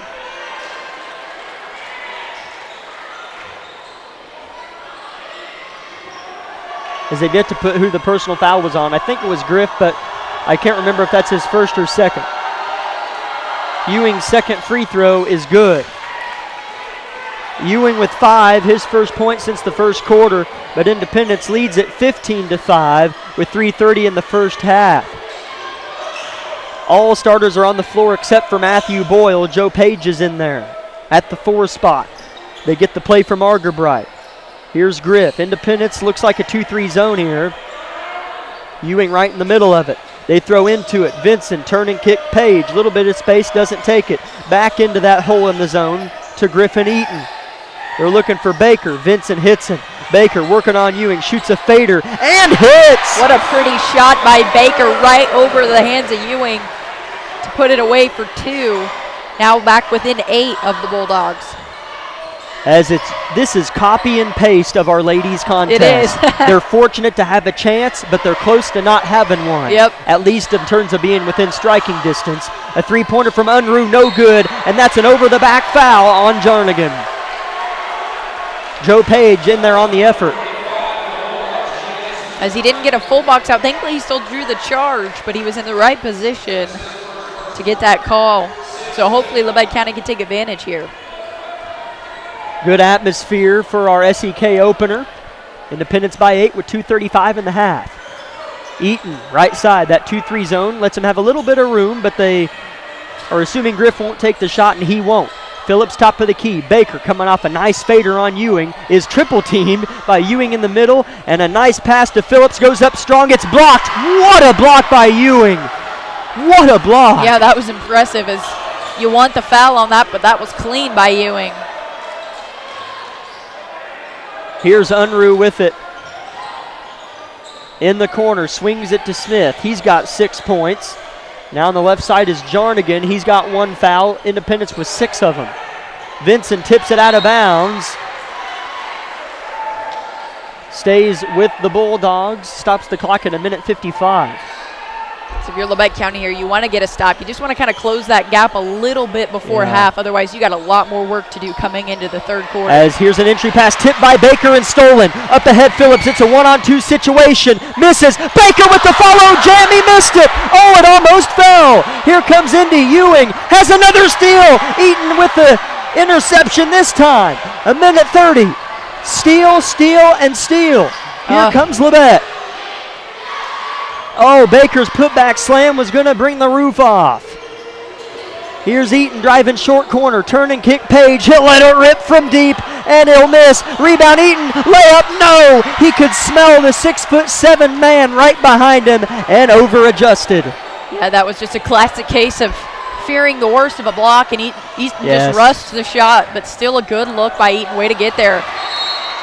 As Eaton's going to go crashing into the bench and nearly toppling over.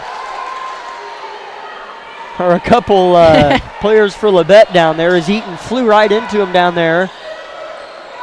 And it'll stay with the Bulldogs as Eaton was on the tip-out effort. Score is still 15-7, but man, it feels like Labette's so close to getting it to about 15-12 at the break, but they got to play defense first. 48 seconds, Independence with it, clock running. As you'll imagine, Indy's going to want to waste as much time as possible and hopefully just get 1 shot, but we'll see what they do here. Hayden Smith and Camden Julian just playing some backyard catch and throw. Now goes Julian, kicks it back out to Smith. They're just looking for lanes. 25 seconds. They burned 20 seconds. They have 20 more to burn. As Labette County's going to let it happen. Hayden Smith holds the ball firmly at his left hip, and Phillips and Vinson hands on their hips as well, await some motion. Here it comes, skip past Julian, 7 seconds. Labette down by 8, 5 seconds, another floater, and he's going to miss it, and it's going to be tipped into the hands of Baker, and Phillips gets off a half-court look, and off the mark, into the arms of an Independence Yell leader on the east end. At the end of the first half, Labette County with just 7 points, but Independence just with 15, so Labette still with a prayer, but they've got to pick up the offensive production if they want to be in a position to win it late. We'll step aside for a 2-minute timeout, or actually we'll make it just 60 to give Coach Vollmer some more time if she makes her way up here during the timeout for our interview here on KLKC Parsons, a 60-second timeout.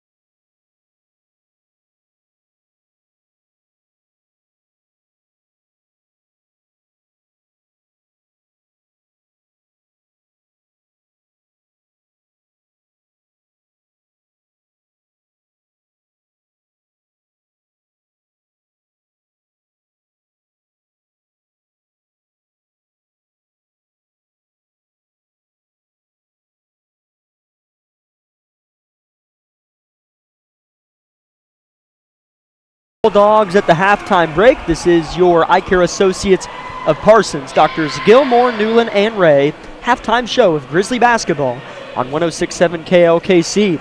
I'm Jack Leake with Isabel Redford and Lucas Hayward on the video live stream, KLKC Sports on YouTube. You can watch the game as well as listen to Isabel and I. Isabel, I'm telling you, this is identical Yeah. Identical, you know what I'm getting ready to say, to our ladies contest. I'm talking copy and paste. You can't score 7 points and a half and expect to win, but you do have a better chance when Independence doesn't blow it out of the water and only scores 15. Yeah, if you, for sure, if this game, I mean, if Independence had double their score, say 30-7, yeah, now you definitely are a little bit more concerned as far as, what is it going to take to come back. But right now you're only down 8, so there is definitely a lot of potential for you to improve. Now, how do you do that's the big question. First of all, you've got to score more. I mean, that's kind of the obvious one. But again, you don't want anybody to break away and have those. I mean, you don't want to come back and have Ewing or Unruh or somebody, pop off and score, 15, 20 or anything, because we've had players do that. And we struggle when that happens. Yeah, exactly. And especially already being down a significant margin, you don't want to see that happen. So that's definitely something Labette County's going to have to watch for and make that punch first coming into the second half. Labette County scored just 4 points in the first quarter, 1 2-point basket, and scored 3 points in the second quarter, 1 2-point basket, and of course 3 free throws aside from that. Leading scorer for Labette was Hudson Baker with 4, Griff Eaton with 2, and Trey Vinson with 1. And for Independence, Hayden Smith had 6. He looked crisp in those lanes. He knew where to find them. Easton Ewing had 5. Yep. As if you would tell me he was held to 5, I'd take that all day long. And I still do. I like it in the long run if we cap him off, but I don't even need to harp on it. You got to score more than 7 points in one half. Camden Julian had 2, and Lucas Smith had 2. And I saw Coach Brianna Malmer. I think she's coming up the stairs. I was kind of watching her while you were talking there, so I have a feeling she will be appearing up. Yep, there she is. As she came up to me right before tip of the boys, and I said, I think we should just do halftime. And she said, that sounds great. And here she comes. So we'll get to talk to Coach Vollmer as her Lady Grizzlies fell to the Lady Bulldogs 38-22 behind a poor offensive outing. We'll see what Coach Vollmer has to say of her team's outing here this evening as they fall to 1-4 on the season and 0-1 in SEK play. Coach, thank you for joining me here for our halftime show. And what better way to fill the halftime clock than with an interview with the head coach? But Coach, similar in ways to the Circle game in terms of just lack of offensive production.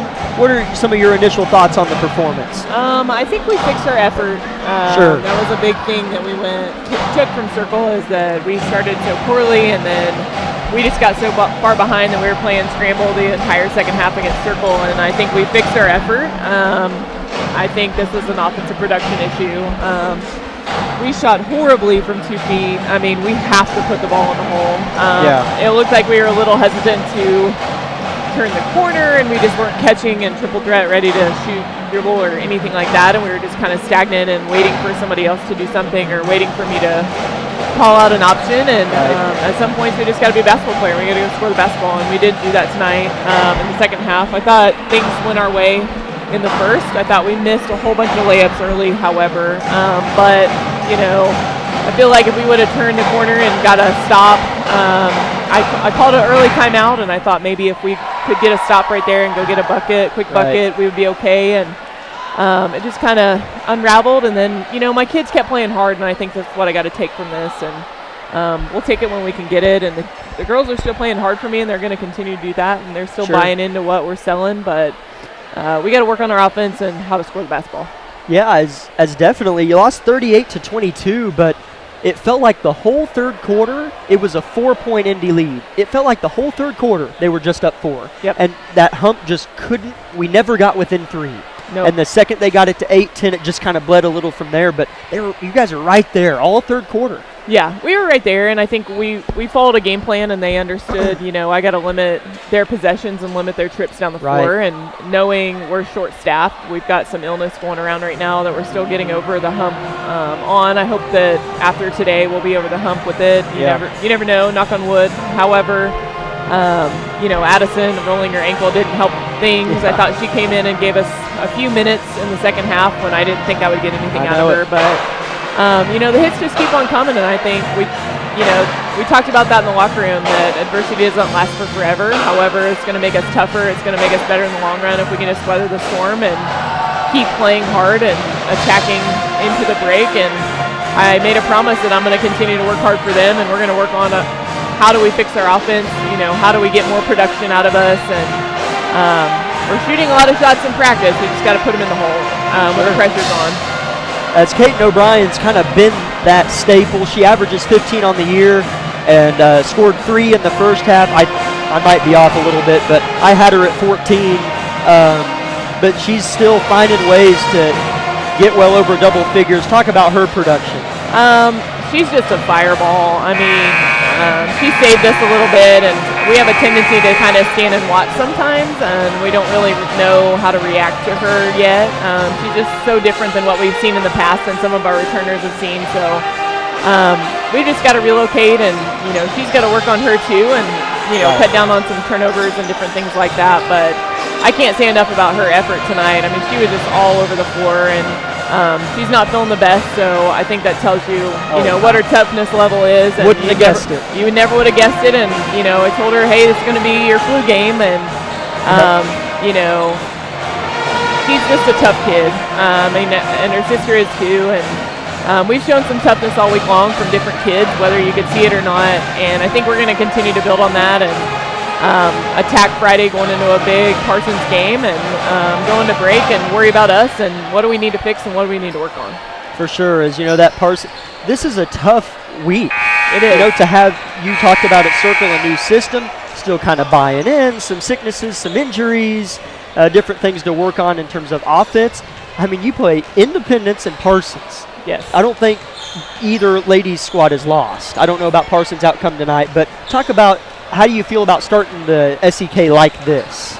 It's tough, and it was tough last year. We barely beat Parsons last year with a senior-laden team and so I mean, any game in the SEK is going to be really tough. And I told kids that on Saturday. You're not going to win another game this season and just walk off home run any team that you played for the rest of this entire season. So we got to get that in our minds, and it certainly wasn't the case tonight, and we knew we were coming into a tough game. Independence just got ranked. They're 5-0 now. So Parsons is similar. They've got, a veteran crew that's coming back, and they figured out how to win a little bit last year. And, it's going to be a great test for us, and we have to pass that test, and we have to respond. And our kids just have to have some confidence and know that they've been in these tough situations, and they've seen what it looks like, and they just have to carry it over and go win ball game. That's what we got to do. Right. So. Well, go do it, Coach. Go get those Vikes on Friday night. Hopefully we're having a good, positive conversation. Thanks Thank for you so much. Absolutely. Head Coach Rihanna Vollmer of the Lady Grizzlies. As we're about 30 seconds from the beginning of the third quarter here in our boys contest, so we'll take that 30-second timeout, and the continuation of the men's game will be underway.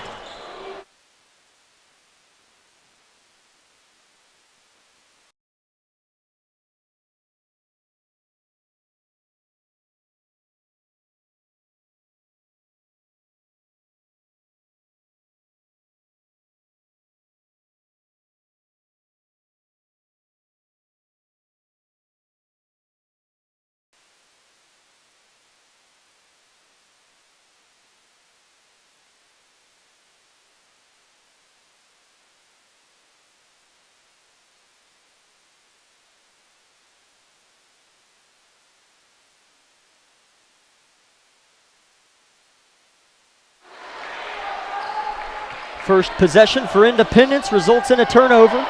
Errant pass tipped out of bounds after a missed jumper from Jarnigan. So Labette County 15-7. That doesn't look like a score that should be up there with quarter number 3 up there as well, but it is. 30 seconds in, Labette with possession number 1 of the second half. Here's Griff Eaton. A backdoor from Boyle was open, but Griff couldn't see him over Ewing. He'll give it up to Vincent. Here's a screen from Baker. Vincent looking for him, finds him underneath, trying to be strong. Left hand miss, gets his own. Clean up, yes! Hudson Baker staying with it underneath, gets Labette within 6. And I said this over our brief halftime show before Coach came up. Labette County is going to have to strike first, and what better way to do that with a strong two-basket from Baker. I mean, if Hudson scores a dozen in this second half, I like our chances. As here's a three-pointer off the mark. Rebound tipped by Baker in the hands of Phillips. Here comes Labette looking to get within 4. Give it up. Eaton blocked. No. Fouled. He'll shoot 2. Argerbright claps emphatically. He approves. Baker with the tip to Phillips. Yeah, that was such a nice transition there by the Grizzlies. As again, you got to keep the momentum in your hands. You got to control the game, and right now that is what the Grizzlies are doing. Griff spins it with the right and misses. He'll get another free throw. High fives from Phillips behind him and Boyle in between. Jarnigan on the block and Unruh at the elbow. Baker in between Julian and Ewing. Baker misses the pair, rebound Ewing. That stings a little bit, but you still got to get going. Got to make something happen. So can't be disappointed in Griff. Here's Hayden Smith with it. He'll give it up to Julian. In the corner's Unruh. Ewing with it. Batted down by Phillips. Batted down again by Phillips. Steele Vincent. Here we go. It's 3-on-2. Here's Boyle. Right hand. Yeah. 15-11. 6:20 third quarter. Labette's got to buckle down. And again, that's such a nice transition play there as they're looking for each other, getting in position, and making nice plays. Three-pointer from Julian. Off the mark. Looked like it went over the backboard, but rebounded by Eaton anyways. 2 minutes into the third quarter, Labette, closest margin in what feels like forever. Vincent, floater, off the mark. That's just unfortunate as the momentum just kept going, and you wanted that one to fall. But still, being back within 4 with only 2:30 off the clock is not a bad thing. Independence held scoreless over the last 2:15. 15-11, Labette County clawing their way back in it. Julian looking to go short corner, cut off. Oh, it went right in between Phillips' hands. Could have had it in the hands of Smith. Here's Julian. Baker working on Ewing. Who gets it? Who shoots? No foul called. Gets his own miss, and he'll miss again. Baker fighting, and he'll come down with it. Here comes Vincent, 5:20 in the third. You definitely were expecting a whistle on that, or you thought we were going to get one, as some of the Indy fans behind us were wanting a call there, but good no call by the referees. Good atmosphere brewing. This could be a good one down the stretch, and I think everyone else senses it. Eaton for 3. Oh, it's an offensive foul. An illegal screen on Matthew Boyle. It was a set play. Yeah. That was just an unfortunate. Boyle didn't quite get set as Griff turned the corner there, so good call. Eaton airballed it anyways, so it wouldn't have mattered, but still heartbreaking because the opportunity was there. So Labette County still at that 4-point margin, just like our Lady Grizzly team. But here's a near steal. Kick out, Unruh for 3. No. Rebound tipped high off of Boyle's hands. It came off the rim sharp, and it went off of Boyle's hands. Offensive rebound. Hayden Smith put back is no good. Threw his hands up, wanted a foul, nothing. 4:35. Eaton quickly, and he's blocked, and I think it rolled off. It did, of Hayden Smith's back. Yeah. That was a good call there. That was. So it stays Labette's ball. Here comes Joe Page. Boyle takes the seat. 4:34 on the clock. 15-11 Indy. Phillips slaps it, gets it from the ref. Pass inside. Page off the glass. Yes! 15-13. Joe Page checks in and checks on the scoreboard. 15-13. And that was a lucky tip there as Phillips threw it in, bounced off an Indy player right into the hands of Page for a perfect layup. Entry pass intercepted by Baker. Unruh tried to hit Jarnigan, instead hit Baker right in the shin. Here comes Vincent, up, under for the tie. No, but he'll settle for 2 free throws. Every person on the Labette County bench comes to their feet. As again, Trey is continuing to work. His baskets are going to come eventually as he's kind of struggled to finish, but he's still working hard for this Grizzly offense. First free throw rolls off the rim. Argerbright goes to his knees, gives a little eye roll, and slowly walks this direction.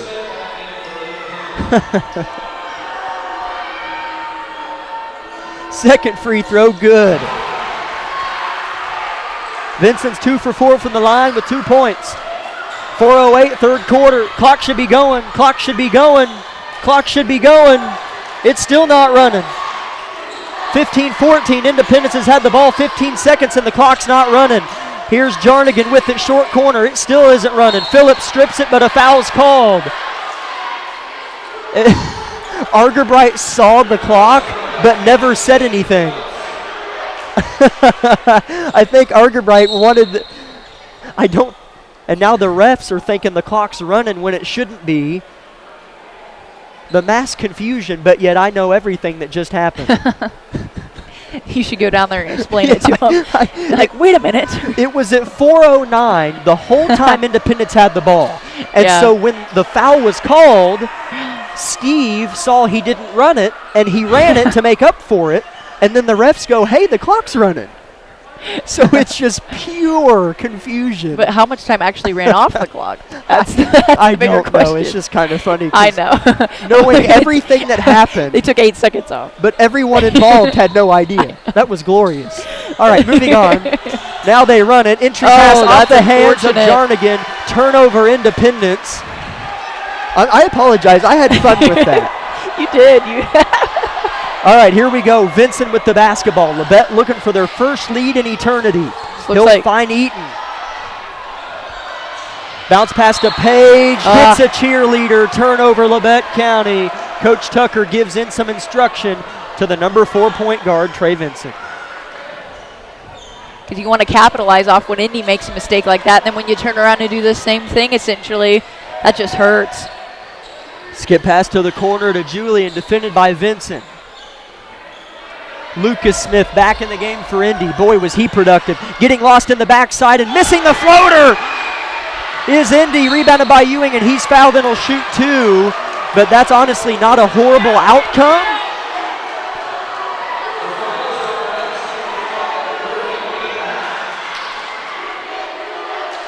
As Ewing will shoot 2. As Ewing was still getting his own rebound over and over. Yeah. So it wasn't a horrible outcome to just send him to the line and kind of clear out that nasty possession. As it's getting loud in here, the tension's growing. Ewing's first is no good. As that is one thing for sure. The student section has been loud and rowdy tonight, waving around those red and gold pom-poms. Wait till Friday night, everybody. Oh, yeah. Parsons comes to town before break. Ewing second, good. 16-14, Labette County has outscored Indy 7-1 in the third quarter. That was the Bulldogs' first bucket in all of the third quarter. Now they pick them up, half court. Labette County gets by. Phillips, skip to Baker, jab step, spin, fake left, goes right, misses. But what a great move from Hudson. That was a very athletic move. You wish it would have fallen, but good to see from the big man. Ewing kisses it off the glass and scores a good feed from Hayden Smith, and Ewing is up to 8. And we're back to that 4-point margin, 18-14 with just under 3 to go. Labette still having to break the Indy press, and Ewing tips it out of bounds. It'll stay with Labette, and they'll get to inbound it in the half-court situation. So that's positive. You don't have to deal with the Indy full court anymore. Yeah, that was definitely something they struggled with versus Collegiate, was breaking that press. They did not know how to do that, so looking much better with that today. Here's Phillips off a give from Baker, and he'll settle it down and run the point guard position. Waiting on screens to be set. Here's Page on the right wing. He has a high release, and he's pressured hard by Smith, but doesn't shoot. Eaton off the give. Up, under, right-hand acrobat. No, but Baker skies for it, and then it's stripped, and a foul on Baker going the other way. Hayden Smith is probably the MVP of this ball game for Independence. Yeah, he's just quietly facilitated and, created shots for himself and other teammates, but just fighting on that defensive end. Because that's just an unfortunate foul there on Baker. That'll be his second personal foul. We have another clock situation. That's interesting. It's 4 team fouls on Labette, 2 on Indy, and 2 personal on Hudson. So 2 personal fouls with 2.5 in the third. Not bad at all.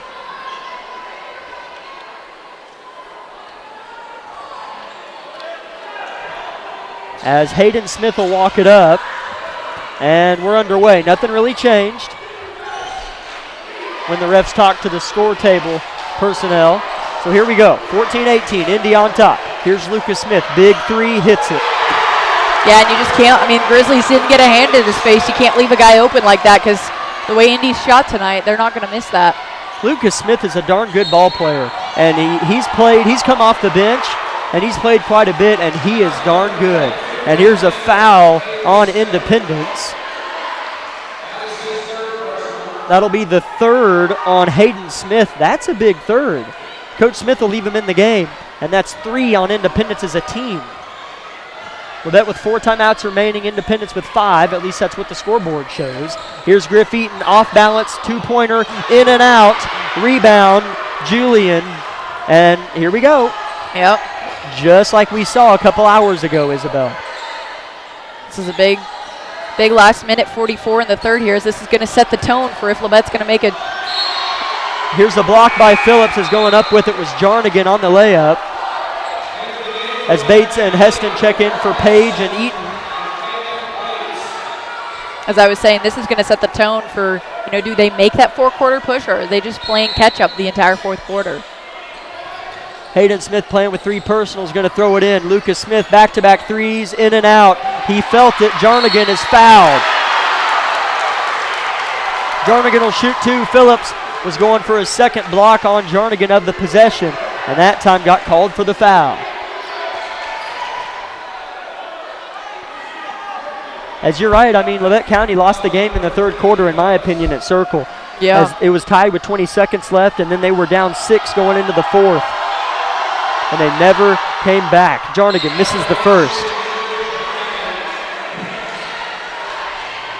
Matthew Boyle gets Xavier Phillips, who picked up his second personal, gets a high five from his head coach and his assistant coaches. Minute 34, third quarter. Independence by 7. We have a football score, 21-14 for the time being. We do.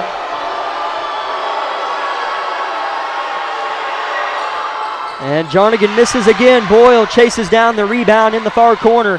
Here's Trey Vinson working with it. As I agree, Labette, they got to score before the fourth quarter. They got to get to 16, 17, or 18 before that buzzer sounds. Here's Baker in the short corner working on Ewan. Working, shooting, loses it. Smith with it. Maybe should have kicked it out, but he's gotten more and more confident in his ability. Smith just loses it out of bounds and gives it right back to Labette County. Fortunate. And again, Labette County is going to have to take advantage of these, as we're going to see them break a press by Independence here. As Kagan Bates, the ball handler, finds Matthew Boyle, who throws it back to Bates. Bates double team, it's tipped, and then tracked down by Heston, and then thrown to Vincent, and then thrown to Baker, who's fouled hard. The crowd's going to want an intentional, as it was 6-7 on 6-7. Baker was going for the 5 slamma-jamma, and Ewing was trying to deny. Yeah, and Baker's had to fight all night. He's had some shot blocks by Ewing. He's had some different things, so he took that up with a vengeance. And that is 5 as a team on Independence. It was on Ewing, as they don't have it up there. Yeah, I think they're having some technical difficulties down there. So they've missed a couple of the previous fouls. So there we go. There we go. 2 on Ewing as Hudson misses the front end. He's split every pair. Eaton replaces Vincent.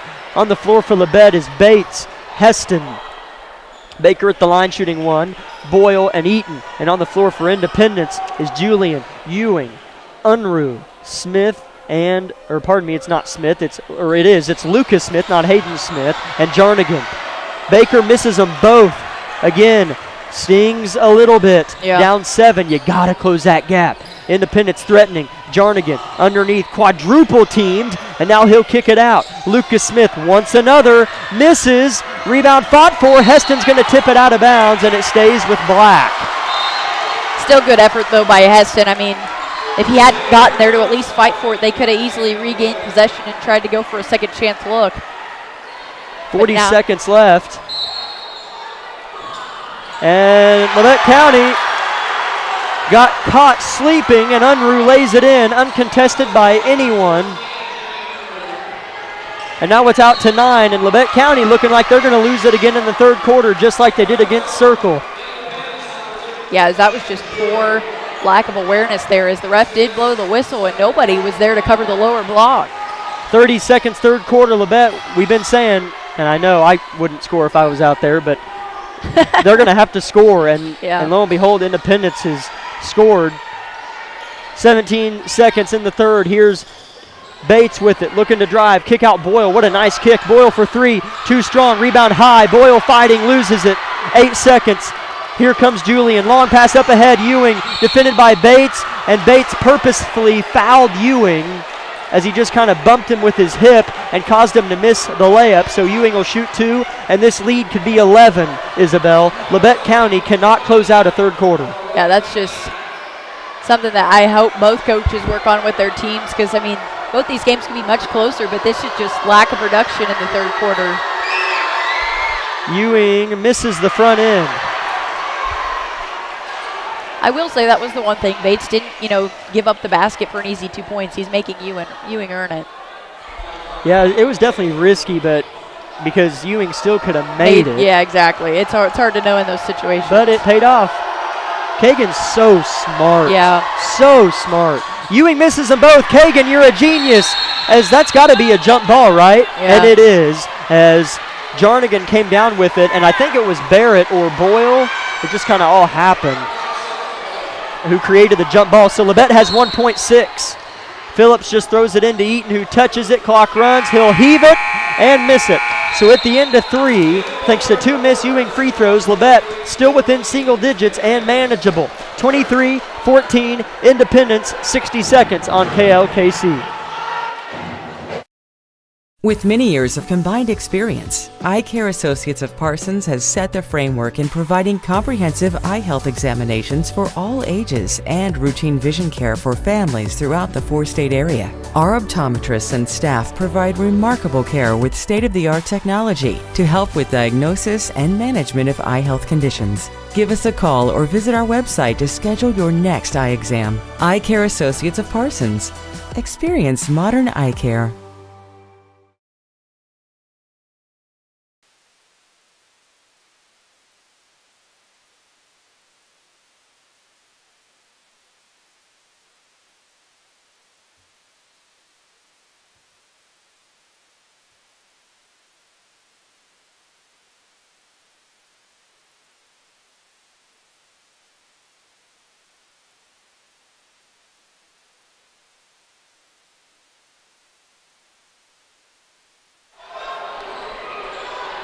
It'll be Independence basketball to open up the fourth quarter.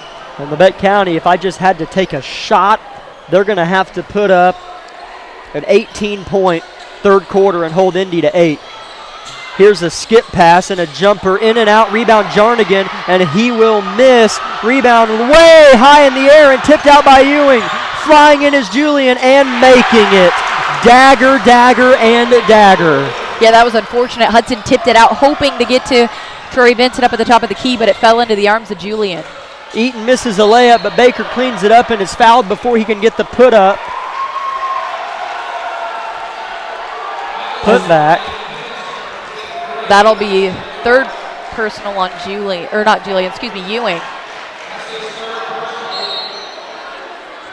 Each team with 16 fouls. Here's Vincent nearly hitting the far official. It's a set play for Eaton. Joe Page in the game again. Phillips on the right side. Three-pointer is good! As Coach Argerbright's going to call a full timeout after Phillips hit a 3. So if we could get Xavier Phillips going, his first bucket of the night, he can shoot it. And he seems to shoot well in this gym, too. As he makes 2 more of those, we're within 2. We'd like to thank Labette Health for making tonight's broadcast of Grizzly basketball possible, as other sponsors for tonight's broadcast include Labette Community College, Forbes Hoffman Funeral Homes, Clemens Agency, Labette Health, Woodworth Enterprises, Herman Lumber, Carson Wall Funeral Homes, Commercial Bank, Eye Care Associates of Parsons, Labette Bank, the Bartlett Co-op, Labette Center for Mental Health Services, Community National Bank, Tank Connection, Wood Insurance Center, the Unified School District USD 506, the Corner Store of Altamont, Day and Zimmerman, and SEK Orthopedic. big time shot from Xavier. He misses that. Independence has been scoring. They could have gone up 13. Yeah, easily. I mean, that's definitely something, and that's great to see out of one of your senior leaders, is make a shot, try to get momentum back in your court. I mean, you're still down 8 here, and so it's not necessarily going to be the easiest comeback, but I mean, you got to get something started, and so I think this is a great opportunity for Labette here. As Labette County is going to pick Indy up in a similar press that they've posed to our Grizzlies, and they'll break it as Ewing skies for it and finds Unruh, and now they're in a half-court set. Hudson doing an awesome job on Ewing underneath. Smith with it. Hayden Smith has been huge. They throw it to Ewing, loses it off his leg, and man, it falls into the hands of Jarnigan. Jarnigan in the corner, has it high, double team, reverses. Hayden Smith, long skip pass Unruh. Gives a little shake and traveled. Turnover, Independence. Yeah, they were working the ball well, and Unruh just got his feet ahead of what he wanted to do. So Labette County with another chance to capitalize here. Here comes Trey Vincent. 6:40 to go in the ball game. He'll kick it to Page. He'll want a three. He'll get a three! Joe Page! Labette County on a 6-0 run within 5, 6.5 to go. And this might be a good thing as they're getting hot right at the right time to make this a ball game. They've got plenty of time to work. Unruh's playing catch with Smith. Now Independence, you can tell, already got a little bit more tight and conservative. As Unruh and Smith had been driving or shooting, and they had opportunities to do both and never did. Jarnigan in the corner. He'll reverse it. Hayden Smith. Entry pass Ewing. Double team. Now tripled. Finds Smith. 6 minutes. Jarnigan with a three in the corner. Air ball rebound Page. That was a good box out there as both Baker and Page boxed out cleanly. Eaton pulls up from 12 and hits from 12. 25-22, Labette County, 8-0 run. Coach Argerbright wants a 30-second timeout. He is infamous for calling a timeout when Labette County captures the momentum. We'll take a 30-second timeout on KLKC Parsons. Everybody is different. Some get injured, while others simply wear down. Whether it's on the court, on the field, or at the gym, Labette Health's orthopedic and sports medicine team has the training and skill to repair, restore, and renew. We share the same goal, and together we'll write your comeback story. For more information about Southeast Kansas' leading orthopedic and sports medicine team, go to labettehealth.com.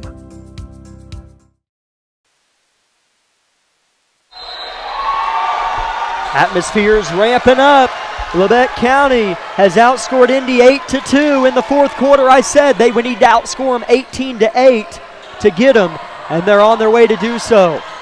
Here's Jarnigan at the free throw line, fronted by Page. Behind him is Phillips. Pass to the corner, Julian. They'll rotate it again. Lucas Smith, big-time player for Indy back in the game. Skip pass to the corner. They're wanting to get it to Ewing. They'll heave a three. They'll airball a three. Rebound Page. Eaton all the way up ahead. He'll lean, shoot and miss. Baker flying in, and that's going to be a jump ball. It's got to be.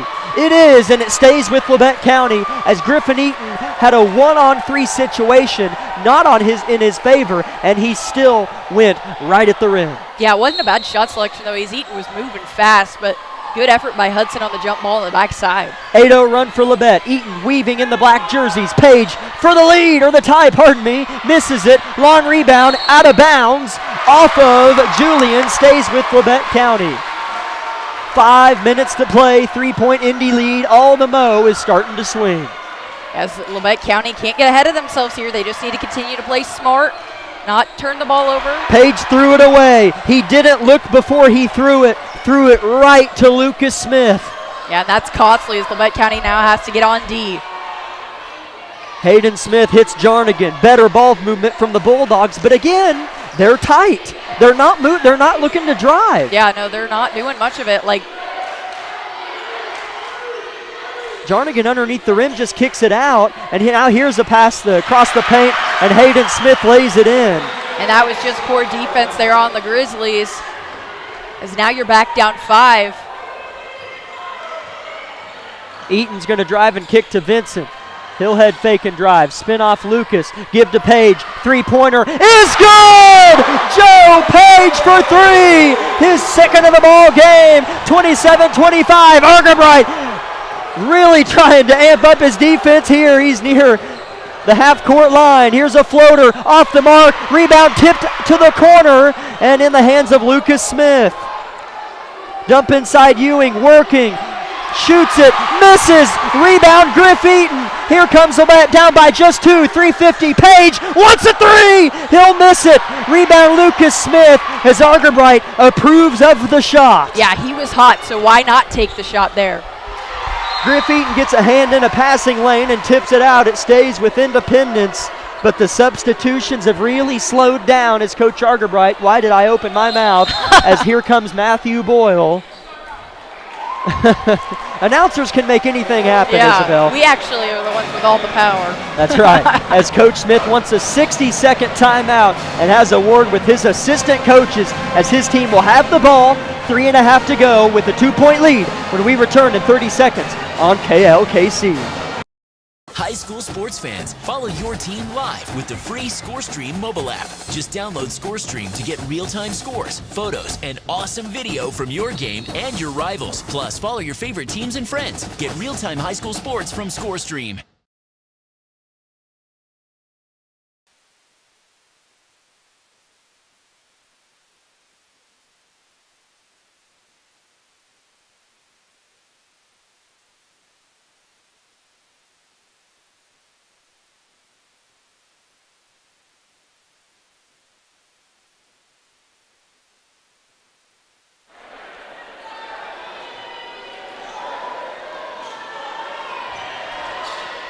Hayden Smith is going to throw it in near the far corner, but not quite completely over there. His feet are at the G of Grizzlies on the hardwood on the east end of the floor.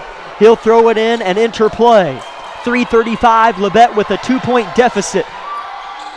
As Julian and Smith have just been throwing it back and forth on most of their possessions. Then they'll go short corner and throw it to Ewing. Here they go. He'll turn, shoot, and score, as you wonder why they haven't been doing that. But Labette County's ball pressure has been pretty good. Yeah, and Baker, again, did all he could do there, hands straight up. You don't want him to draw a foul, so you can't be upset with that defense. Eaton sizes up his defender, Hayden Smith, and kicks it to Page, who lets it rip and lets it hit! Joe Page! 3 3-pointers in the game! Gets Labette within 1. He hit 1 to get it to 3, hit 1 to get it to 2, and now they're within 1. As he missed his first 3 threes of this game and now is hotter than ever. 3-pointer looking to respond. Julian misses. Rebound to Ewing. Power step. He's fouled and will shoot 2. And again, making him earn it here, as I believe that foul.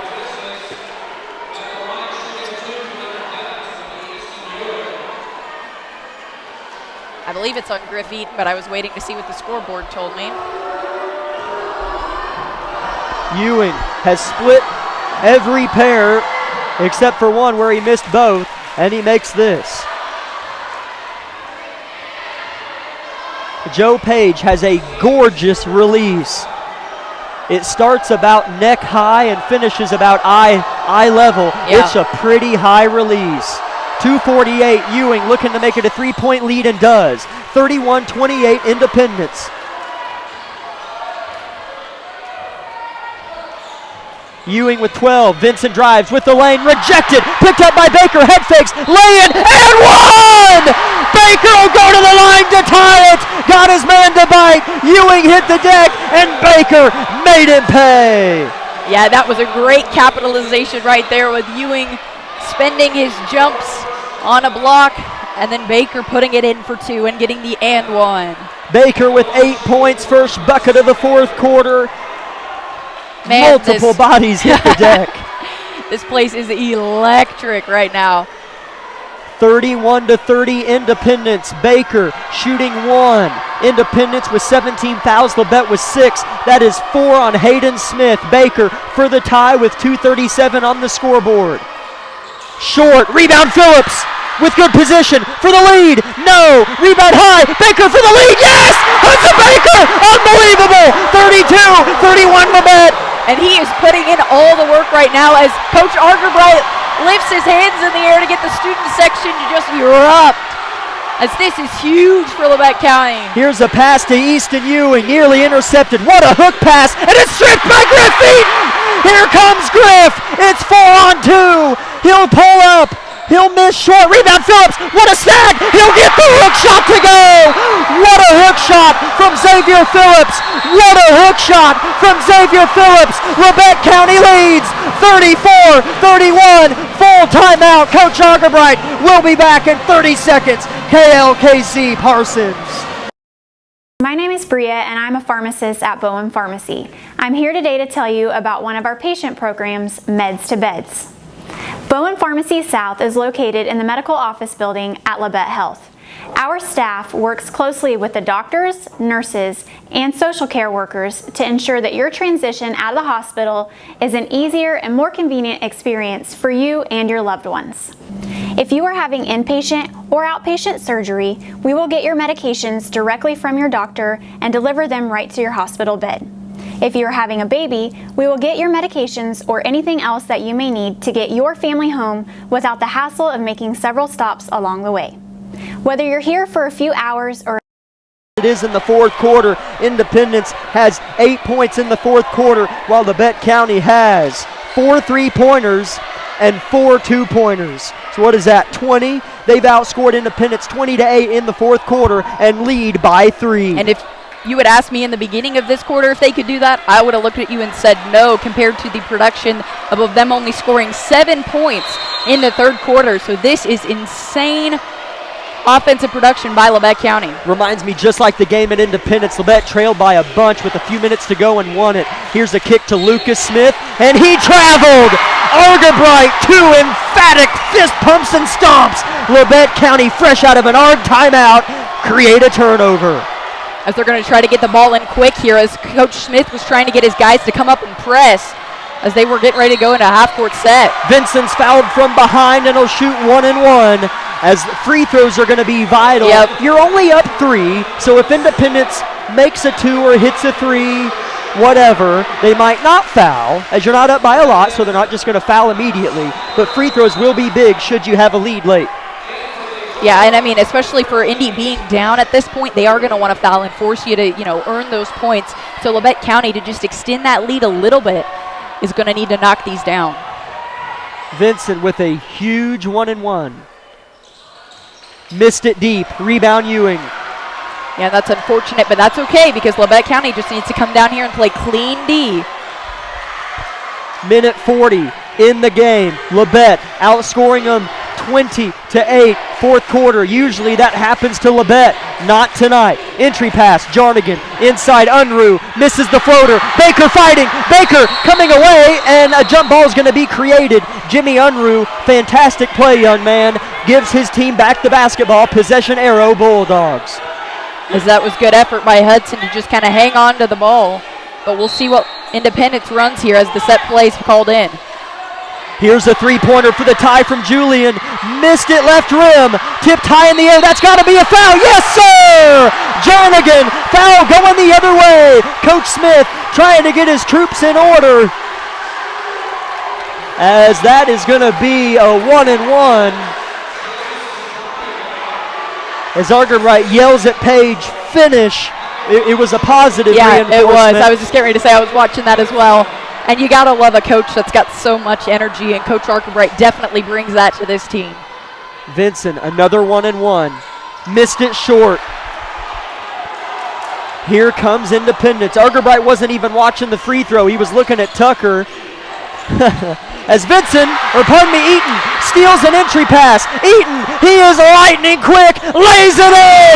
Griffin Eaton, you are a blur. 36-31. Here comes Hayden Smith, near travel. Ewing across half court, 60 seconds. Kick to the corner. Unruh for 3. No. Rebound high in the air. Joe Page strips it. Rebound Phillips. Joe Page, MVP type of play and an MVP type of day. And you are just seeing these Grizzlies come alive. As here's a shot underneath, rebound Baker, put back good! Labette County up by 7, 33 seconds to go. Hudson Baker and your Labette County Grizzlies have come alive. Here's a 3-pointer from Julian, no! Rebound off the leg of the Bulldogs, Labette County ball! Unbelievable! As Hayden Smith is livid right now as nobody bucks out on that last shot that Hudson Baker put in.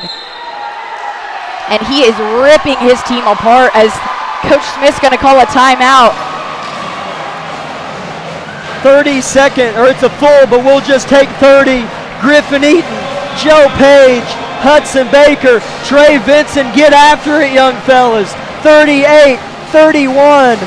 We'll be back in 30 seconds on KLKC Parsons. With many years of combined experience, Eye Care Associates of Parsons has set the framework in providing comprehensive eye health examinations for all ages and routine vision care for families throughout the four-state area. Our optometrists and staff provide remarkable care with state-of-the-art technology to help with diagnosis and management of eye health conditions. Give us a call or visit our website to schedule your next eye exam. Eye Care Associates of Parsons. Experience modern eye care.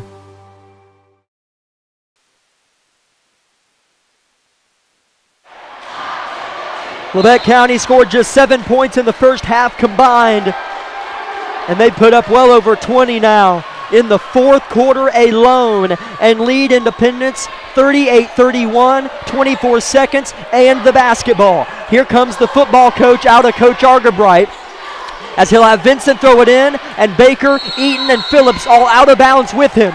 They'll run. They'll throw. And it'll be off of Independence. Off of Lucas Smith. It stays with Labette. And Argabright calls the play as it's a sideline entry pass now. Stack formation for Grizzlies right in a line. They'll give it to Baker, give it to Vincent, up ahead, 20 seconds, and he's fouled from behind by Hayden Smith, and that will be 2 shots for Trey Vincent, who's missed his last front end zone 1-and-1s, but he won't have to worry about that. That's 10 team fouls on Indy. Yeah, I mean, they have worked so hard in this comeback. This fourth quarter has been truly amazing to watch. It feels just like the game at Indy last year. I remember that. And it was a worse deficit than this that they came back from. 14. It was like 14, and it was like 4 minutes in the fourth quarter. Yep. This started earlier than that, and they weren't even down as much. And I remember that feeling. That was one of the best games I've ever watched. Vincent makes the first. One more to come. Labette about to go up on Indy. Should he make it? 40-31. He does. Beautiful, beautiful shots by Vincent. Here's Jarnigan, left wing 3, air ball, rebound, Joe Page.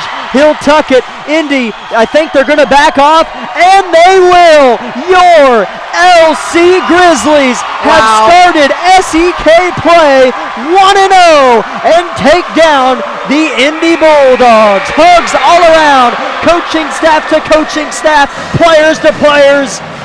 There are some celebrations taking place tonight here in Harrison Gymnasium. 40-31, Labette County outs Independence in the fourth quarter, only allowing Independence to score 8 points in that final go-around. We'll step aside for 2 minutes and come back with our Bowen Pharmacy post-game show on KLKC Parsons.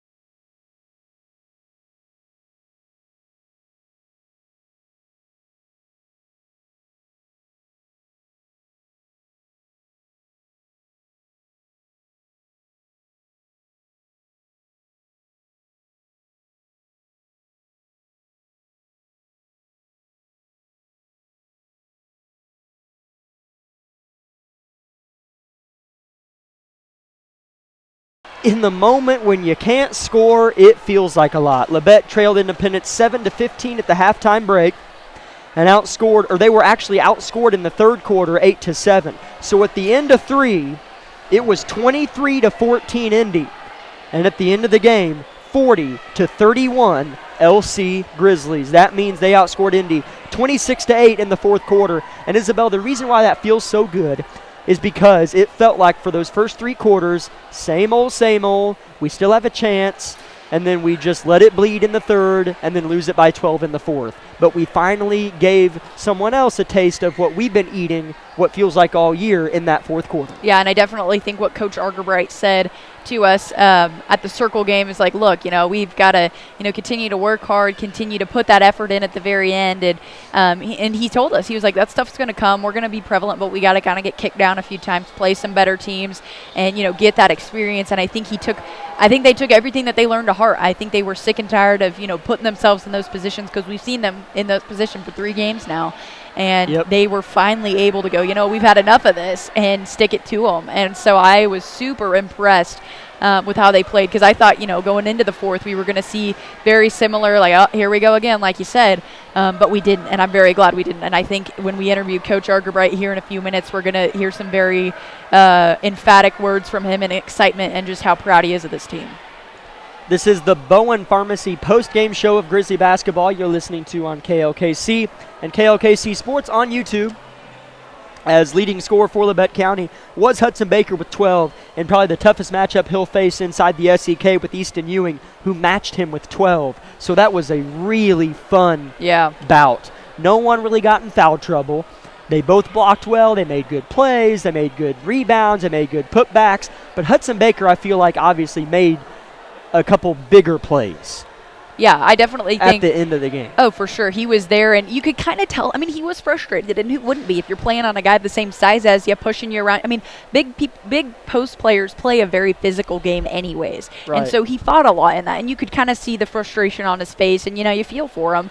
But he was able to kind of push past that, and once, like, Joe Page started making shots, Griff was knocking a few things down, he kind of got that momentum, that drive to go, I can put up some stuff too.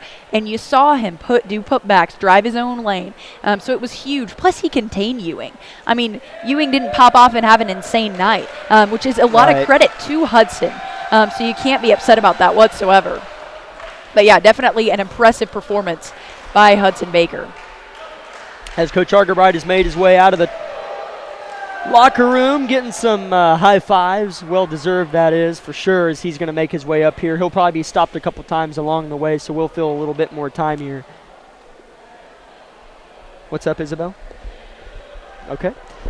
Other scores for Labette County. Joe Page hit 3 straight threes, finished with 11, and he was the igniter.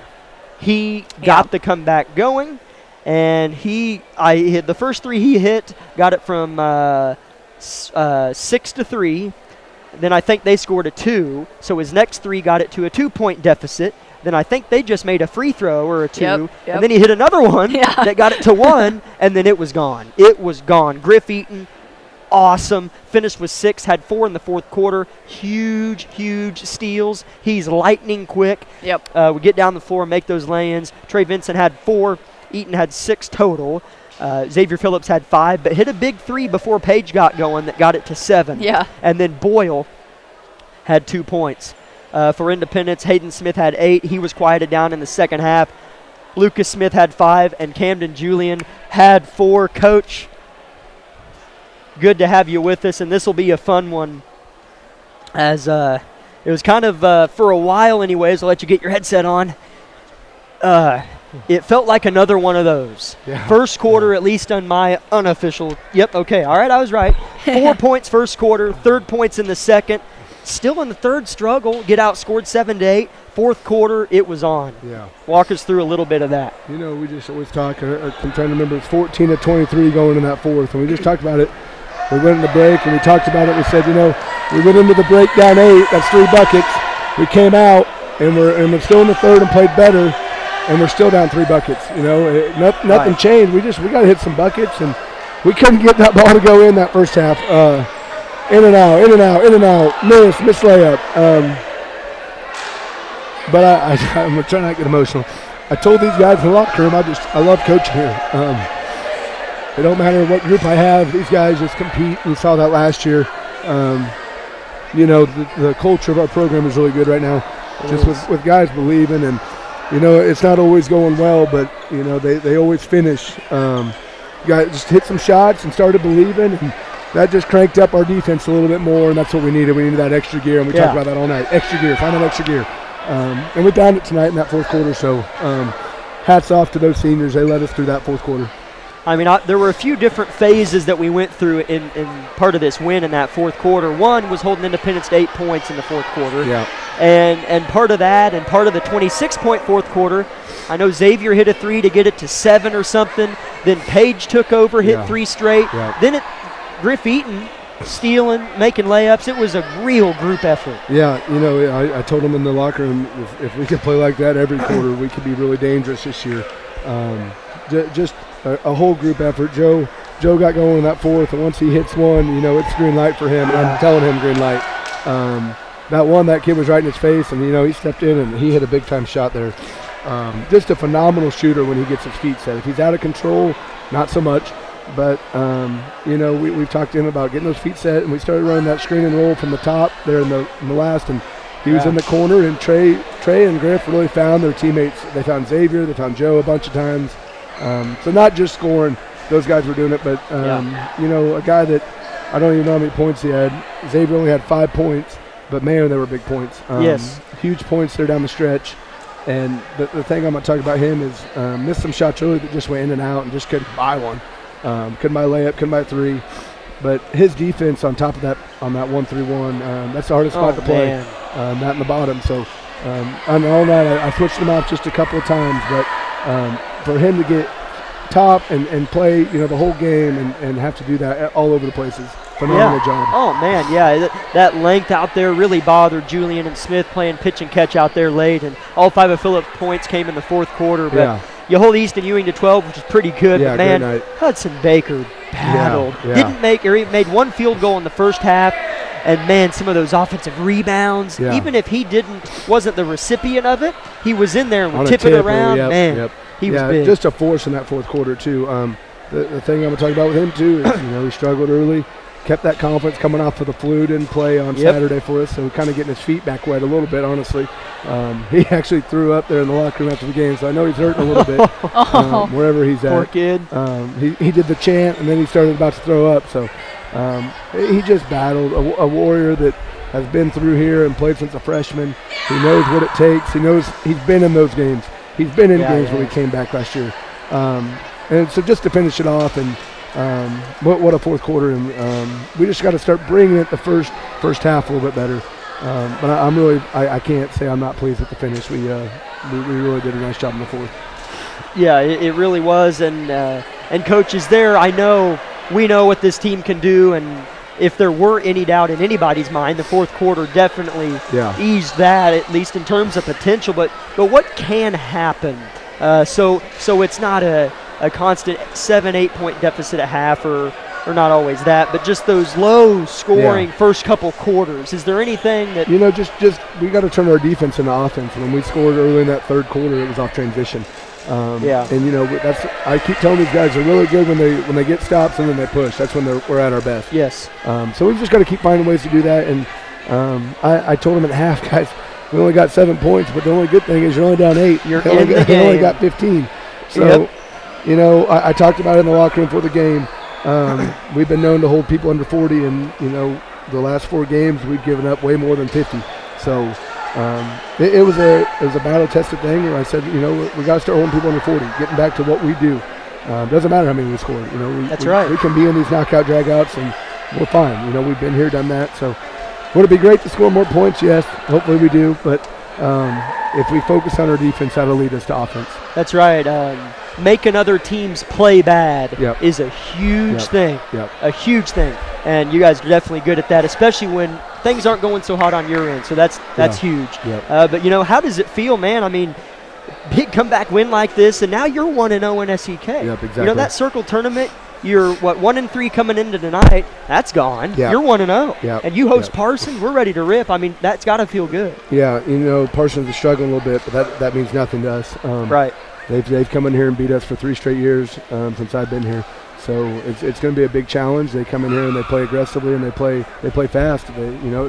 I know every seat in here is about to be filled on Friday. It's a Friday night right before break, and it's LC Parsons. There's not much else to say. So we're going to be ready for the challenge. 1-0 in the league feels great, but 2-0 is going to feel a whole lot better if we can get there.